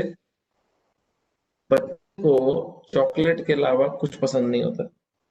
मैं मटेरियल एग्जांपल देके बता रहा हूँ, बट माँ बाप को पता हो कि घर के खाने में, हेल्दी फूड में न्यूट्रिशन है, तो वो जबरदस्ती उसको खिलाते हैं खाना। अब मटेरियली तो देख रहा है कि चलो बच्चे के मुंह में खाना जा रहा है, बट बच्चे को ये नहीं समझ रहा कि उससे मेरे को स्ट्रेंथ और नरिशमेंट कैसे मिल रही है, मेरे को दूध पीने से स्ट्रेंथ और नरिशमेंट कैसे मिल रही है। ये एक हायर इंटेलिजेंस का व्यक्ति जो होता है उसको पता होता है, माँ बाप जिसको बोलते हैं, जो केयर टेकर होता है बेसिकली। बच्चे को ये सब नहीं पता होता। बच्चे को बच्चे को क्या पता है कि मेरे लिए घिया खाना अच्छा होता है, मेरे लिए तोरी खानी अच्छी होती है, मेरे लिए वेजिटेबल्स अच्छी हैं, फ्रूट्स अच्छे हैं। बच्चे को तो चॉकलेट चाहिए, बच्चे को तो सब जंक खाना है बेसिकली। जिसमें हायर इंटेलिजेंस है, जिसके पास अपना पर्सनल एक्सपीरियंस है कि हमें स्ट्रेंथ कहाँ से मिली थी, है, वो उसको पता है। तो जब आपको ये पता है, होता है, एक्सपीरियंस होता है कि हाँ स्पिरिचुअली ये प्रैक्टिस करके मेरी प्रगति कैसे हो रही है, एज अ पेरेंट आप उस इग्नोरेंट बच्चे को ट्रेन करना शुरू करते हो जिसको ये नहीं समझता। तो आप उस बच्चे को ट्रेनिंग दे रहे हो फ्रॉम वेरी चाइल्डहुड। और हम देखते हैं छोटे छोटे बच्चे होते हैं, ऐसे ऐसे माला लेके ऐसे ऐसे पेरेंट्स को इमिटेट करते हैं। उस समय उनको ना समझ रहा हो, और उनकी एक प्रैक्टिस तो डेवलप हो रही है कि मुझे भी भगवान की चैंटिंग करनी है, नाम लेना है। और धीरे धीरे जैसे जैसे वो बड़े होते हैं, उनको समझ नहीं रहा, बट नरिशमेंट प्यूरिफिकेशन तो हो रहा है ना। भागवत 36 स्कंद में एक पॉइंट आता है जिसमें उसमें एक्सप्लेन किया हुआ है कि भगवान का नाम, भगवान की नॉलेज, भगवान की भक्ति ऐसा मेडिसिन है कि तुमको जानने की जरूरत नहीं है कि वो मेडिसिन वर्क कैसे करती है। अगर तुम मेडिसिन बिना जाने भी खा लेते हो तो मेडिसिन फिर भी वर्क करती है। क्यों? क्योंकि जो मेडिसिन है, जो दवाई है, उसके लिए उस मेडिसिन के बारे में नॉलेज होना जरूरी नहीं है उसका काम करना है अगर तो। जैसे मैं सर दर्द का एग्जांपल कई बार देता हूँ कि अगर सर दर्द है तो आपकी दवाई के बारे में कितनी इंफॉर्मेशन है आपको, वो जरूरी नहीं है आपका सर दर्द ठीक करने के लिए। दवाई फिर भी आपका सर दर्द ठीक करने की ताकत रखती है और ठीक कर देगी। क्यों? क्योंकि वो दवाई का प्रॉपर्टी है। सिमिलरली भगवान का जो नाम है वो औषधि है। भव औषधि, मटेरियल डिजीज को खत्म करने की औषधि है। आपको नहीं भी समझता, छोटे बच्चों को नहीं भी समझता, फिर भी वो औषधि, वो मेडिसिन उस बच्चे पे काम करती है। भगवान के नाम की, भगवान की भक्ति की महिमा है, उसकी शक्ति है। और यही जब बच्चे को आगे जाके समझता है, फर्क दिखता है, तो वो appreciate करता है। और हम सब इसके पर्सनल एक एग्जाम्पल है। हम अपने पीछे देखें हैं, तो कुछ समय पहले, कुछ महीने पहले किसने भक्ति शुरू करी है, किसने कुछ साल पहले भक्ति शुरू करी, वो पीछे मुड़ के देखे कि उसकी कैसी इच्छाएं पहले और अभी उसकी इच्छाएं कैसी हैं। अभी अगर एक भक्त को फ्री टाइम मिलता है, वीकेंड मिलता है, तो वो सोचते चलो फैमिली को मंदिर लेके जाते हैं। सिर्फ 4 महीने पहले आपको जो वीकेंड फ्री मिलता था, तो आप सोचते थे फैमिली को मूवी लेके जाते हैं, मॉल लेके जाते हैं या कहीं और लेके जाते हैं। तो ये डिजायर में जो शिफ्ट है, यही तो एक उदाहरण है या एक एग्जाम्पल बनता है हमारे को, खुद को जिससे देख के समझता है कि हाँ मेरा डिजायर प्यूरिफाई है। मैं उन दोस्तों के साथ उठता बैठता था जो मेरे मटेरियल डिजीज को बढ़ाते थे। अभी मुझे डिवोटीज एज अ फ्रेंड पसंद है, जो मेरे मटेरियल एक्साइटमेंट, इंथुजियाज्म, इंस्पिरेशन को बढ़ाएंगे। तो ये डिजायर में शिफ्ट नहीं है तो क्या है? और ये डिजायर में शिफ्ट आ क्यों रहा है? क्योंकि भगवान का नाम प्यूरिफाई कर रहा है। दिख नहीं रहा, बट प्यूरिफाई हम सब हो रहे हैं, कोई धीरे धीरे तो कोई स्पीड से, बेस्ड ऑन हम डाइट कितना ले रहे हैं, स्पिरिचुअल डाइट। जो जो बहुत अच्छे से स्पिरिचुअल डाइट ले रहे हैं, बहुत केयरफुली ले रहे हैं, उनको बहुत क्विकली रिजल्ट मिलता है। और जो जो धीरे धीरे ले रहे हैं उनको ग्रेजुअली रिजल्ट मिलता है, बट रिजल्ट सबको मिलेगा ही। आपके सामने अगर प्लेट आ गई है पूरी और आप 10 दिन से भूखे हो, और आप उसमें से सिर्फ एक रोटी का गिराई खा लेते हो, तो अब वो एक रोटी की गिराई आपको नरिशमेंट देगी, बट वो उतनी ही देगी जितनी एक रोटी की गिराई देती है। आपको पूरा पेट का सेटिस्फेक्शन एक्सपीरियंस नहीं होगा, आपको नरिशमेंट नहीं मिलेगा, आपका हंगर नहीं जाएगा, आपको प्लेजर नहीं फील होगा। पूरा उतना ही फील होगा जितना आपने थोड़ा सा खाया। बट आप अगर अच्छे से खाते हो हर पेट, आपको डिफरेंट एक्सपीरियंस मिलेगा। तो जितना हम स्पिरिचुअली पार्टिसिपेट करते हैं, प्रैक्टिस करते हैं, जितना प्योरली हम अटेम्प्ट करते हैं, उतना ही उसका रिजल्ट हमारे को मिलता है। क्योंकि हमेशा प्लीज एक बात याद रखना, भगवान हमारी स्पिरिचुअल प्रोग्रेस में ज्यादा इंटरेस्टेड है हमारे से भी।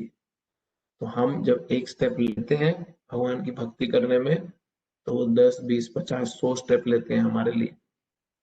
ये जोक नहीं है कि हम मेलबर्न में बैठ के भगवान की भक्ति कर रहे हैं। हम में से कोई भी मेलबर्न ऑस्ट्रेलिया भक्ति करने नहीं आया था, इंक्लूडिंग मी। हम सब यहाँ पे पैसा कमाने आए थे। बाकी जो इंडिया में उनका अलग सीन है। हम सब यहाँ पे भगवान की भक्ति करने, एक भी व्यक्ति नहीं आया था हमारे में से। हमने सिर्फ थोड़ी बहुत इच्छा कहीं ना कहीं हमारे मन में होगी, या पूर्व कोई हमारे ऐसे भक्ति के क्रेडिट होंगे, और भगवान हमारे लिए इतना बड़ा तामझाम रच के बैठे हैं। ठीक है, और कोई क्वेश्चन किसी का? थैंक यू सो मच प्रभु। हरे कृष्ण प्रभु, प्रशांत बोल रहा हूँ। अरे हाँ जी बोलिए ना। जी, एक सवाल था चैप्टर 13 से। जैसे आपने बोला कि शरीर और आत्मा दोनों एक दूसरे से कनेक्टेड नहीं है, मतलब connected in the sense, but जो आपकी फिजिकल एक्टिविटी है उससे आत्मा को प्रभाव या इम्पैक्ट नहीं होता, अगर मैं सही समझ पाया हूँ तो, जो आज हमने डिस्कस किया है। हाँ जी। तो विद दैट, जैसे हम जो भी कर्म करते हैं, है ना, अच्छे कर्म या बुरे कर्म, तो बोलते हैं अगर आप बुरे कर्म करो तो उसका प्रतिफल आपको नेक्स्ट जन्म में मिलेगा। तो आत्मा जब ट्रांसफॉर्म होगी नेक्स्ट जन्म में, तो उसको आपको वहां पे उसका बुरा फल मिलेगा आपको। तो कहीं ना कहीं एसोसिएशन है ना आपकी फिजिकल एक्टिविटी और आत्मा का, जो आज आप कर रहे हो। तो जो चैप्टर 13 के लास्ट 3 या 4 वर्ष में जो अपन ने डिस्कस किया, वो कौन से सेपरेशन की बात हो रही है? हाँ, good good point, good question. So इसमें पॉइंट ये है 13 चैप्टर में कि सोल जो बॉडी के अंदर है, जब जब शरीर के एक्टिविटीज के कारण जब कर्मों का प्रभाव पड़ता है, अच्छे और बुरे कर्म मिलते हैं, और हम अगले शरीर में जाते हैं तो ये शरीर तो रहता नहीं है। हाँ, तो जो कर्म है आत्मा के साथ जो दूसरे शरीर में उसको भोगने पड़ते हैं, तो वो आत्मा और शरीर में भेद कैसे समझा जाए। यहाँ पे जो 13वें चैप्टर में जो पॉइंट है वो ये है कि आत्मा का जो जो स्वभाव है, जो स्पिरिचुअल नेचर है, वो कभी चेंज नहीं होता। आत्मा पे कर्मों का प्रभाव पड़ता है, बट वो आत्मा के स्वभाव को चेंज नहीं कर सकता। ये पॉइंट समझना बहुत जरूरी है। जैसे मैं आपको एग्जांपल देता हूं कि मैं अगर एक बादाम लेता हूं और उस बादाम को चॉकलेट में कोट कर देता हूं, तो वो चॉकलेट बादाम बन जाता है, बट वो बादाम को चॉकलेट में बना देता है। बादाम अंदर बादाम ही रहता है, बादाम का नेचर चेंज नहीं होता। बादाम के ऊपर चॉकलेट की कवरिंग आने की वजह से उसका टेस्ट चेंज हो सकता है, बट बादाम अपने आप में बादाम ही रहता है, वो उसका नेचर चेंज नहीं होगा। तो आत्मा इस शरीर के ग्रिप के अंदर कारण, इस मटेरियल बॉडी के अंदर मटेरियल एक्टिविटीज के कारण फंसी है इस शरीर में। और ये अंडरस्टैंडिंग अगर किसी को हो तो वो फिर आत्मा के स्तर पे कार्य करके इस आत्मा को शरीर की एक्टिविटी से अलग अलग करता करता मुक्त करा सकता है, अदरवाइज नहीं फंसा रहता है। अब कैसे ये वर्क करता है, ये टेक्निकली समझना बड़ा इंटरेस्टिंग है, क्योंकि ये लाइफ चेंजिंग रहता है हमारे लिए। एग्जाम्पल, ये मेरे को एग्जाम्पल बड़ा अच्छा लगता है, इसलिए मैं बार बार देता हूँ। अभी सीजन भी चल रहा है क्रिकेट का, इंडिया ऑस्ट्रेलिया के मैचेस भी चल रहे हैं। तो फॉर एग्जाम्पल कोई इंडिया से कोई ऑस्ट्रेलिया, और जब वो इंडिया ऑस्ट्रेलिया का मैच देखने जाता है तो उसको बड़ा दुख होता है अगर इंडिया मैच हार जाए। क्यों? क्योंकि वो अपने आप को इंडिया से रिलेट कर रहा है। अब कई ऐसे इंडियंस हैं जिनको हम जानते हैं जिनको इंडिया से नफरत है।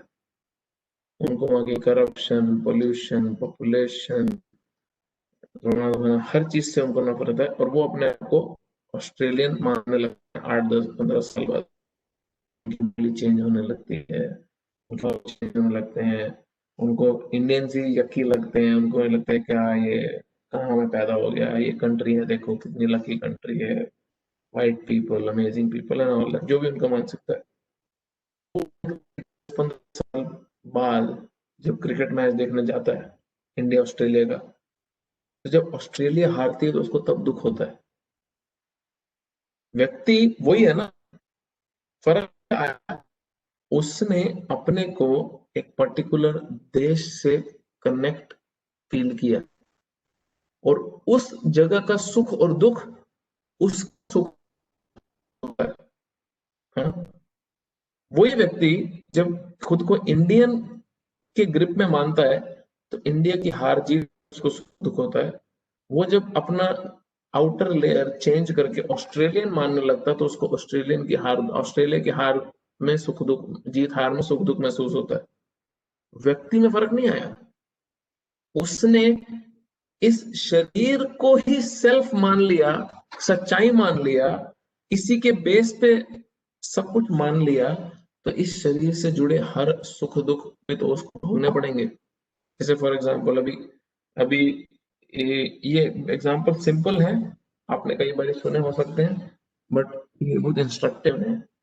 जैसे एक व्यक्ति है, वो लड़की ढूंढ रहा है अपनी शादी के लिए, कोई अगर व्यक्ति, और उसको ऐसी एक दिन खबर आती है कि 3 गली पीछे छोड़ के ना एक लड़की थी, उसके पापा का ना एक्सीडेंट हो गया, उनकी टांग टूट गई। और अच्छा, कोई लड़की थी, उसके पापा का एक्सीडेंट हो गया, उसकी टांग टूट गई, ठीक है, क्या फर्क पड़ता है। 1 महीने बाद उस घर से इस लड़के को रिश्ता आता है और ये रिश्ता पक्का हो जाता है। अब ये लड़की के पापा की उंगली भी कटती है ना, तो इस लड़के को भी दुख होता है। क्यों? कनेक्शन हो गया। उससे पहले टांग टूट गई थी, इसको फर्क नहीं पड़ा, अभी कनेक्शन हो गया तो उसका सुख दुख जुड़ गया। ये मटेरियल बॉडी एग्जैक्टली ऐसे वर्क करती है। अब जो संत लोग हैं जो स्पिरिचुअली बहुत एडवांस्ड हैं, वो अपने को ट्रेन करते हैं नॉलेज के द्वारा, और वो अपने को स्पिरिचुअली भक्ति के द्वारा और से और प्यूरिफाई करते हैं कि वो आत्मा को जो शरीर के अंदर है उससे सेपरेट देखें, और वो सेपरेट उनकी जो अंडरस्टैंडिंग, जो रियलाइजेशन रहती है, उसके कारण जब इस शरीर पे सुख दुख आता है तो उनको पता है कि उन पे सुख दुख नहीं आ रहा। क्यों? क्योंकि वो तो आत्मा है। हम्म? जैसे एक सोक्रेटिस है, वेस्टर्न फिलोसोफर है, मैंने कई बार एग्जांपल दिया है। सोक्रेटिस को जब क्रिश्चियंस ने पकड़ लिया, क्योंकि सोक्रेटिस सोल के नॉलेज को प्रमोट कर रहा था और क्रिश्चियनिटी में सोल को अलग तरीके से समझा जाता है, तो उसको जब पकड़ लिया तो उसको बोला कि तेरे को हम मार देंगे। तो वो हंसने लगा, बोला कैसे मारोगे तुम मुझे, पहले मुझे पकड़ो तो सही। तो लोग उस जो जो जो उसको पकड़ के खड़े थे वो हंसने लगे, बोले लगता है पागल हो गया है। बोले तेरे को 5 लोगों ने हाथ से पकड़ा हुआ है और तू कह रहा है पहले पकड़ो तो सही। तेरे को हम ये देख जहर का प्याला देख रहा है, ये पिला के मार देंगे। तो सोक्रेटिस फिर हंसने लगा, बोले तुम कैसे मारोगे मुझे, पहले मुझे पकड़ो तो सही, तब तो तुम मुझे जहर पिलाओगे, तब तुम मुझे मारोगे। तो बोले कि लगता है ये सोक्रेटिस ना ज्यादा ही फिलोसफी में पागल हो गया। और सोक्रेटिस उस समय क्या प्लेटफॉर्म से बात कर रहा था? वो प्लेटफॉर्म से बात कर रहा था कि तुम मुझे पकड़ो तो सही। वो बोले पकड़ा तो हुआ है। बोले तुम मुझे जानते ही नहीं हो तो तुम मुझे पकड़ोगे कैसे? तुम्हें तो पता ही नहीं है मैं हूं कौन। सोक्रेटिस उस समय कंप्लीटली सोल के प्लेटफॉर्म से बात कर रहा था कि तुम सोल को ही नहीं जानते तो सोल को पकड़ोगे कैसे, और तुम जब सोल को पकड़ ही नहीं सकते तो सोल को मारोगे कैसे? तुमने तो इस शरीर को पकड़ा हुआ है और तुम इस शरीर को मार रहे हो, मुझे नहीं पकड़ा हुआ तुमने। एक स्पिरिचुअली एडवांस व्यक्ति का लक्षण रहता है। हाँ? प्रभुपाद जी जब अपना शरीर छोड़ रहे थे तो प्रभुपाद जी को देखने उस समय इंडिया का सबसे बड़ा आयुर्वेदिक डॉक्टर को बुलाया गया था। आई डोंट नो कौन से स्टेट से बुलाया था, मध्य प्रदेश से या कहीं से। तो वो डॉक्टर जब प्रभुपाद जी को देखने आया तो उसने प्रभुपाद जी की नर्व्स पकड़ के जब डायग्नोस किया तो वो बोला कि ये व्यक्ति को इस समय ऐसा हो रहा है कि सर में कोई हथौड़े मार रहा हो और पेट में इसके आग जल रही है, लिटरली फायर इज बर्निंग। और बोले इस कंडीशन में व्यक्ति इतना पेनफुल स्टेट में रहता है कि वो सिर्फ मरना चाहता है। और प्रभुपाद जी उस समय क्या कर रहे थे? भागवत को ट्रांसलेशन दे रहे थे, भागवतम पे परपोर्ट दे रहे थे, मैनेजमेंट कर रहे थे, प्रीच कर रहे थे, और शारीरिक रूप से पूरी तरह से बिस्तर पे लेटे पड़े थे। कोई उनमें किसी भी प्रकार की क्षमता नहीं दिख रही थी, बट चेतना से फुल्ली एक्टिव थे। हमारे को जब हाई फीवर हो जाए, किसी के बच्चे अगर हों, उसको अगर हाई फीवर हो जाए और वो आके बोले पापा पापा घोड़ा बनो, बोले भाग जावे, दिमाग खराब मत कर, मैं यहाँ पे बेहोश हो रहा हूँ, तेरे को बोला घोड़ा बनो। हाँ? और यहाँ पे प्रभुपाद एक वर्ल्ड मूवमेंट चला रहे थे, शारीरिक रूप से बिस्तर पे पड़े थे, but consciousness fully Krishna conscious, fully active. Videos हैं, आप देखना, लास्ट मिनट पर प्रभुपाद बिस्तर पे लेटे हैं, सिर्फ हड्डी है और स्किन की एक थिन लेयर है और कुछ नहीं है शरीर में, और वो भागवतम में परपोर्ट दे रहे हैं। कितना कॉन्शियसली एक्टिव होंगे spiritually, very advance, very very advance. तो ये महान भक्तों के लिए पॉसिबल है, और हमारे को धीरे धीरे धीरे धीरे प्रैक्टिस करके ये एक्सपीरियंस करना है, और होता है, हर वक्त को होता है, अलग अलग लेवल पे होता है। ठीक है प्रभु, शांत रहो। जी प्रभु। अगर हमसे कुछ जाने अनजाने में पाप हो जाए तो हमें क्या करना चाहिए? भगवान हमको माफ कर देंगे, और उस कर्म गलती है हमको। जाने अनजाने में अगर आपको कोई पाप हो जाए तो क्या करना चाहिए? आमतौर पे व्यक्ति अगर जाने अनजाने में पाप करता है तो उसको प्रायश्चित करना पड़ता है, बट भगवान का भक्त अगर जाने अनजाने में पाप करता है तो उसको किसी भी प्रकार के प्रायश्चित करने की जरूरत नहीं है, उसको वापस से उठना चाहिए। अगर कोई अपने भक्ति में आगे बढ़ रहा है अपने जीवन में और किसी पाप के कारण वो गिर जाता है तो उसको कुछ अलग से प्रायश्चित करने की जरूरत नहीं है, वो वापस से खड़ा होना चाहिए और फिर से भगवान की भक्ति डट के करना चाहिए, और भगवान उसको क्षमा कर देते हैं। बट ये जाने अनजाने में नहीं, सिर्फ अनजाने में पाप हो तो। जानबूझ के किया जाए तो भगवान को चीट नहीं किया जा सकता, उसका दंड मिलता है। बट अनजाने में हो, व्यक्ति चाह के भी मतलब कुछ नहीं कर पा रहा और बहुत कोशिश कर रहा है उससे बाहर आने की, तो भगवान अप्रिशिएट करते हैं। भगवान मदद करते हैं। ऐसा नहीं कि भगवान वेट ही कर रहे हैं कि तू बस गलती तो करो और देखो मैं कैसे सजा देता हूँ। उनको मजा नहीं आता सजा देने में। माता पिता को अपने बच्चे को पीटने में आनंद नहीं आता, बट उसको करेक्ट करने के लिए कभी कभी वो पनिश करते हैं। भगवान का सेम माता पिता का ही स्वभाव है। और कोई क्वेश्चन है किसी का? हरे कृष्णा गुरु। हरे कृष्णा हेमंत प्रभु। कैसे हैं? ठीक है, आप बताइए। बढ़िया। मेरा क्वेश्चन था कार्तिक मंथ को लेके।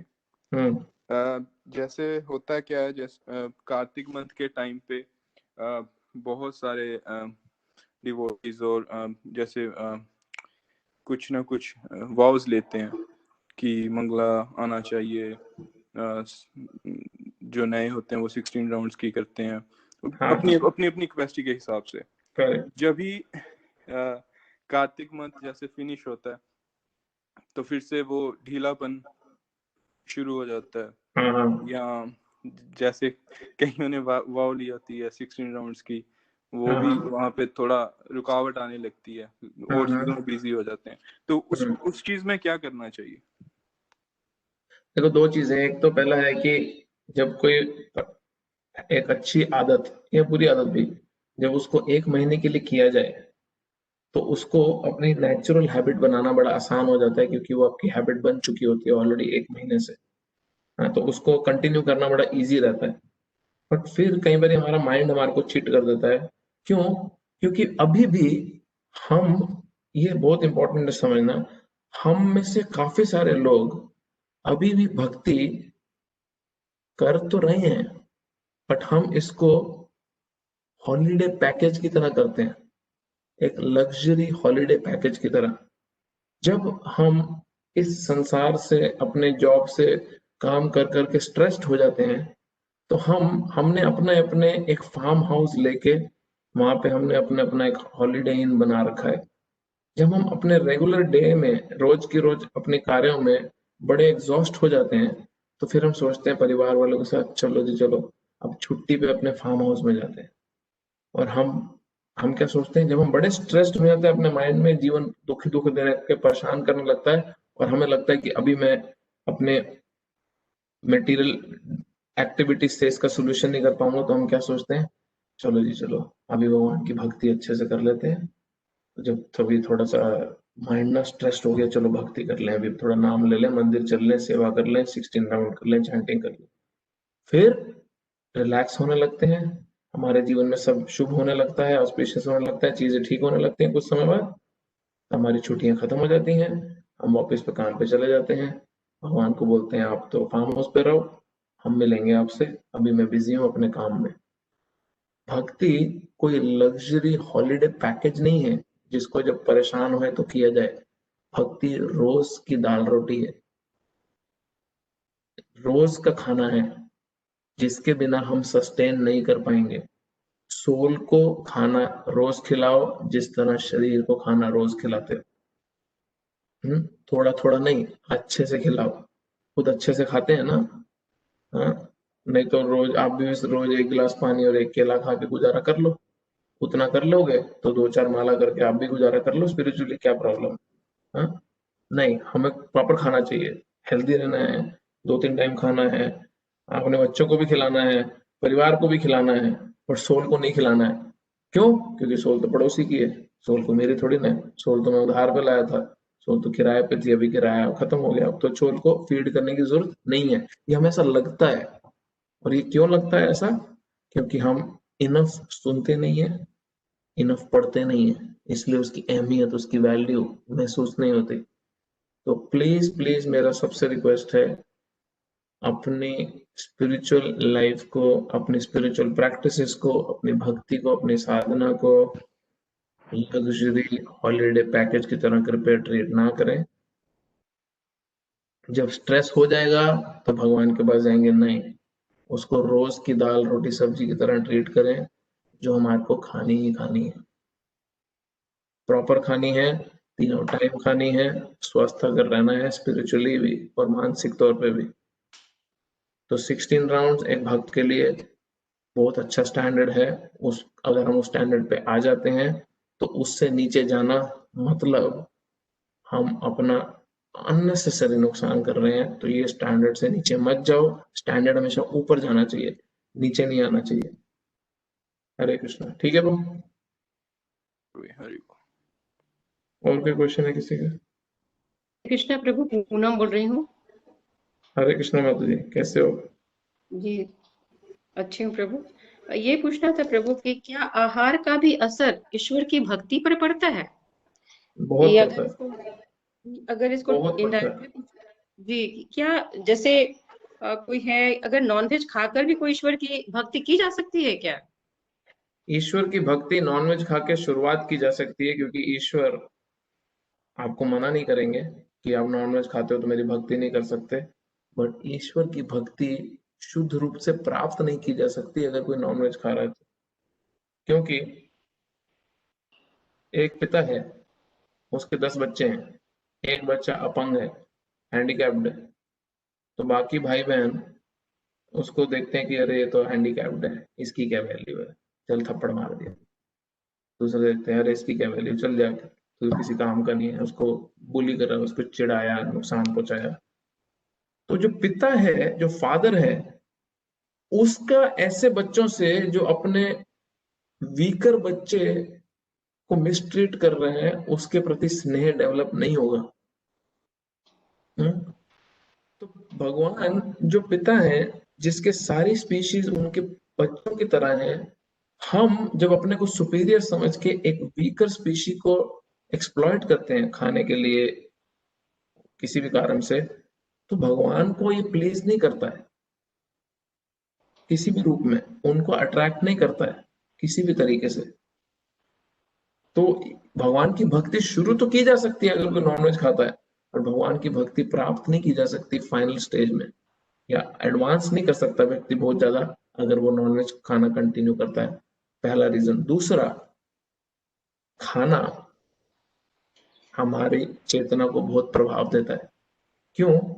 क्योंकि जो व्यक्ति खाना बना रहा है उसकी चेतना खाने में जाती है, और हम किसी और की दूषित चेतना को जब खाते हैं तो हमारी चेतना को भी दूषित करता है। इसको बोलते हैं food yoga, connecting the food with God. इसलिए भगवत गीता में भगवान खुद बोलते हैं 3रे अध्याय में कि जो व्यक्ति मेरे को अर्पण करे बिना खाना खाता है, वो एक्चुअली में पाप खाता है। क्यों? क्योंकि उस खाने को बनाने में जिस जिस व्यक्ति के जो व्यक्ति बीच में आए हैं, उन सबके व्यक्तियों के कारण इसमें पाप जुड़ता है, और हम उसको डायरेक्ट खा लेते हैं भगवान को भोग लगाए बिना, तो हम बेसिकली पाप खाते हैं। भगवान का एक नाम है अपाप विद्धम, जिसपे पाप का प्रभाव नहीं पड़ता, अपाप विद्धम, जो पाप से परे है। तो हम अगर जो भी खाना खा रहे हैं उसको अगर हम भगवान को भोग लगाते हैं तो उसमें जितना भी पाप है भगवान उसको खाने के साथ ग्रहण करके प्यूरिफाई करके अपने प्रसाद के रूप में कन्वर्ट कर देते हैं, और फिर हमारे को चेतना को दूषित नहीं करता, जबकि वो प्यूरिफाई करता है। क्यों? क्योंकि उसमें भगवान की चेतना आ जाती है भगवान को भोग लगाने के बाद। इसलिए प्रसाद भगवान का एक दूसरा रूप की तरह देखा जाता है, और भक्त लोग प्रसाद की बहुत रिस्पेक्ट करते हैं। जगन्नाथपुरी में अगर कोई जगन्नाथ के प्रसाद को वहां का लोकल पुजारी गलती से पांव लगा दे तो वो उसी समय जमीन पे लेट के प्रणाम करता है, क्योंकि जगन्नाथ के प्रसाद में और जगन्नाथ में कोई भेद नहीं है। इतना पावरफुल है भगवान का प्रसाद। तो खाने का चेतना में बहुत प्रभाव पड़ता है, बहुत प्रभाव पड़ता है, बहुत ज्यादा प्रभाव पड़ता है। ठीक है। और प्रभु अगर कोई खाना ना चाहे, नॉनवेज खाना ना चाहे, परंतु उसके डॉक्टर द्वारा उसको प्रिस्क्राइब ये फिश खाना है, एक खाना ही है, तो इस स्थिति में वो क्या है मनुष्य? बड़ा सिंपल सोल्यूशन है, डॉक्टर चेंज कर लो जिसको अकल हो कि वेजिटेरियन ऑप्शंस क्या है। क्योंकि कई डॉक्टर्स की लिमिटेड नॉलेज के कारण उनको यही लगता है कि नॉनवेज ही एक सोल्यूशन है, और वो ये भूल जाता है कि वेजिटेरियन डाइट वाले unlimited huge number of people हैं जिनको सारे पोषण मिल रहे हैं, सिर्फ उनको ऑल्टरनेटिव्स नहीं पता होते बेसिकली। ओके, आप खुद देखो ना, इंडिया वर्ल्ड की हाईएस्ट वेजिटेरियन कंट्रीज में से है, हाँ, वर्ल्ड में पूरे में। और एक फार्मर सबसे हार्ड वर्किंग कैटेगरी का एक सिटीजन होता है, and they are just vegetarian. Problem is we don't do physical work, then we eat unnecessarily over या junk या we under eat या nutritious नहीं खाते, और फिर हमको क्या करना पड़ता है, डॉक्टर के पास जाके सोल्यूशन कर लेना पड़ता है, ओ तुम्हारा ओमेगा 3 कम है तुम फिश ऑयल लो, ओ तुम्हारा B12 कम है तो तुम मीट खाओ, ओ तुम्हारा प्रोटीन लेवल्स कम है तो तुम ये खाओ। पहली बात तो हमारी खुद की मिस्टेक से कारण हम इस स्थिति पे आते हैं, और उसके बाद हम ऐसे डॉक्टर के पास जाते हैं जिसको वेजिटेरियन ऑल्टरनेटिव नहीं पता। बिल्कुल, उनको भी तो वेजिटेरियन ही कुछ सजेस्ट करना चाहिए ना, लेकिन अधिकांश डॉक्टर आपको नॉनवेज ही सजेस्ट करने लगते हैं, ओमेगा 3 कम है, विटामिन क्योंकि एनिमल फैट जो है वो बहुत सारे न्यूट्रिएंट्स का इमीडिएट रिलीफ देता है। यस, तो प्रभु अगर हम नॉनवेज खाते भी प्रोटीन भी करते हैं, हाँ? जी प्रभु मैं कह रही हूँ कर रहे हैं, तो जैसे आपने चॉकलेट और बादाम का उदाहरण दिया कि बादाम चॉकलेट नहीं बन सकता, तो वैसे एक इंसान है जो नॉनवेज खाकर भी भक्ति कर रहा है, तो वो चेंज तो नहीं होगा ना? इंसान नहीं, आत्मा की बात कर रहे हैं। बट आत्मा, आप सोचो ना, आप शरीर के लिए, आत्मा इस शरीर के अंदर है, मेरे हाथ के इस एग्जाम्पल को देखना, आत्मा इस शरीर के अंदर है, आत्मा को इस शरीर से अलग होना है, तब वो लिबरेट होगा। और यहाँ पे हम क्या कर रहे हैं, इस शरीर के लिए और से और पाप करे जा रहे हैं, और क्या उम्मीद कर रहे हैं कि मैं शरीर से अलग होऊंगा। होगा कैसे? ये होगा कैसे? सबसे पहले तो पाप करना बंद करेगा, और पाप का जो मतलब है simple, to give pain to others, to give pain to others. अब फूड चेन का एक प्रिंसिपल है, और यही सेम प्रिंसिपल स्क्रिप्चर्स में भी ऐसा आता है, जीवस्य जीवनम, one food is one living entity is food of another living entity. एक जीवात्मा दूसरे जीवात्मा का खाना है। ये फूड चेन का भी प्रिंसिपल है, और शास्त्र में भी जीवस्य जीवनम, एक जीवन दूसरे जीव का खाना है बेसिकली। बट ह्यूमन रिस्पॉन्सिबिलिटी क्या है कि हम अपने खाने के लिए, हम अपने पोषण के लिए लीस्ट पेन पहुंचाएं, ताकि हमारी नीड सेटिस्फाई हो जाए। अब मैं क्या कर रहा हूं, अपने बेनिफिट के लिए मैक्सिमम पेन पहुंचा रहा हूं, एनिमल स्लॉटर करके मैक्सिमम पेन पहुंचा रहा हूं, एनिमल को स्लॉटर करके। किसके लिए? इस शरीर के लिए। और मुझे स्पिरिचुअल लाइफ प्रैक्टिस करना है इस शरीर से अलग होने के लिए। और मैं क्या कर रहा हूँ, इसी शरीर की जो इग्नोरेंस है, जो तम गुण है, उसको और थिक करे जा रहा हूँ, और बढ़ाया जा रहा हूँ। तो मैं इससे बाहर निकलूंगा कैसे, जब मैं एक सिंपल सोल्यूशन नहीं कर सकता? अभी कितने सारे ऐसे डॉक्टर्स हैं जिनको इतना कॉमन अंडरस्टैंडिंग नहीं है कि अखरोट में भी ओमेगा 3 होता है, उतने ही पावरफुल मात्रा में जितना फिश ऑयल में होता है। और कितने ऑल्टरनेटिव्स हैं, हैरान हो जाएगा व्यक्ति कितने ऑल्टरनेटिव्स हैं। बट नहीं, क्विक ऑल्टरनेटिव क्या है? Fish oil. दूसरा क्विक ऑल्टरनेटिव क्या है? बीफ खाओ, हाईएस्ट लेवल ऑफ प्रोटीन। वो ये भूल जाता है कि ब्राउन दाल में 60% ज्यादा प्रोटीन है बीफ से। नहीं, वो रिसर्च हम क्यों करें? दाल कौन खाएगा? होता क्या है, वो टेस्टी है ना, इसलिए डॉक्टर ने रेकमेंड किया। वो तो एक एस्पेक्ट है उसका। आप मुझे बताओ ना, एक फार्मर बाजरे की रोटी खाता है, हाँ, इतनी सब्जी लेता है, जो भी खाता है लगा रहता है, सबसे हेल्दी जीवन जीता है, सबसे लंबी उम्र जीता है। और हमारे को दवाइयां नहीं रुकती जीवन भर, हमारे को ऑल्टरनेट 10 सोल्यूशन लेने पड़ते हैं जीवन में। क्यों? क्योंकि हम फिजिकली लेस एक्टिव हैं, और फूड वाइज मोर एक्टिव हैं। तो जो ये हमारी मिसअंडरस्टैंडिंग है, हमारी प्रॉब्लम्स है, हमारे को खाना, हमारे को लाइफस्टाइल मैनेजमेंट नहीं आता, इसलिए लाइफस्टाइल मैनेजमेंट जो हमें नहीं आता, तो बेचारे जानवरों को क्यों मारे? क्योंकि हमें मैनेज करना नहीं आता, और ऊपर से वो महान डॉक्टर्स भी। प्रभु जी अगेन एक सॉरी, मैं दूसरी बार सवाल पूछ रहा हूँ जी। ये जो चैप्टर 13 का नाम है प्रकृति, पुरुष तथा चेतना। प्रकृति मीन्स नेचर, पुरुष मीन्स आई थिंक मैन, और चेतना मीन्स आत्मा। पुरुष मतलब मैन नहीं है, पुरुष मतलब इंजॉयर, जो आत्मा भी है और परमात्मा भी है। अच्छा, तो ये पुरुष का मतलब उससे नहीं है, मनुष्य है एक्चुअली। है? पुरुष मतलब पुरुष वर्ड का मतलब होता है एंजॉयर। पुरुष भाव है तुम में, मतलब तुम में इंजॉइंग स्पिरिट है जी। अच्छा, मैं मतलब इंजॉय, जो इंजॉय करता है किसको? नेचर को। जी, थैंक यू। मैं जेंडर ठीक है पूनम माता जी, आपका डाउट का? जी प्रभु, काफी कुछ समझ में आया प्रभु। हाँ जी, इस पे बहुत डिटेल। अब देखो हमारा ह्यूमन बॉडी देखो आप, हमारा ह्यूमन बॉडी मीट कंजम्पशन के लिए नहीं बना है। कुछ लोग बोलते हैं कि हमारे भी कैनाइन्स हैं, हाँ, बट वो कैनाइन, अगर हमारे कैनाइन मीट के लिए होते तो हमारे को इतना पका पका के चिल्ली चिकन, तंदूरी चिकन, नींबू मसाला, बटर चिकन, तो ये और वो, इतनी ड्रामे की जरूरत नहीं पड़ती। हमारे तो कैनाइन है, फाड़ो और खा लो, एक दिन में फूड पॉइजनिंग होकर खत्म हो जाएंगे हम। हमारे इंटेस्टाइन किसी भी मीट ईटिंग एनिमल के इंटेस्टाइन से कितना बड़ा है पता है? कितना?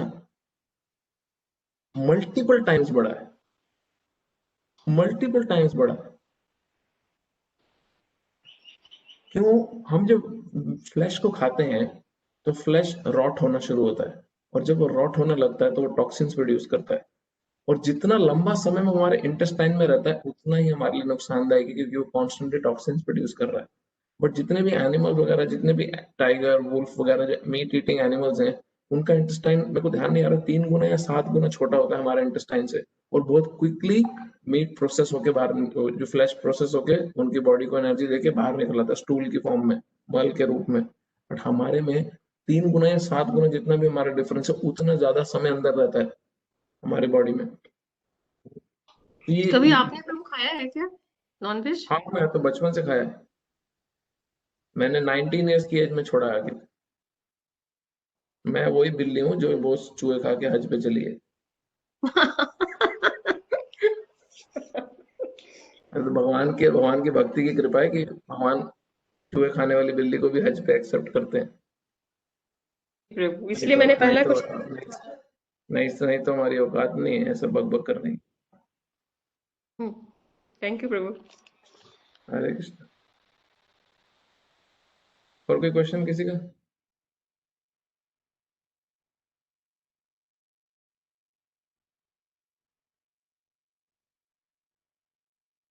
ठीक है, मिलते हैं नेक्स्ट ट्यूसडे, 14 चैप्टर स्टार्ट करेंगे। हरे कृष्णा। ग्रंथराज श्रीमद् भगवद गीता की जय, श्रील प्रभुपाद की जय। हरे कृष्णा। हरि बोल प्रभु जी।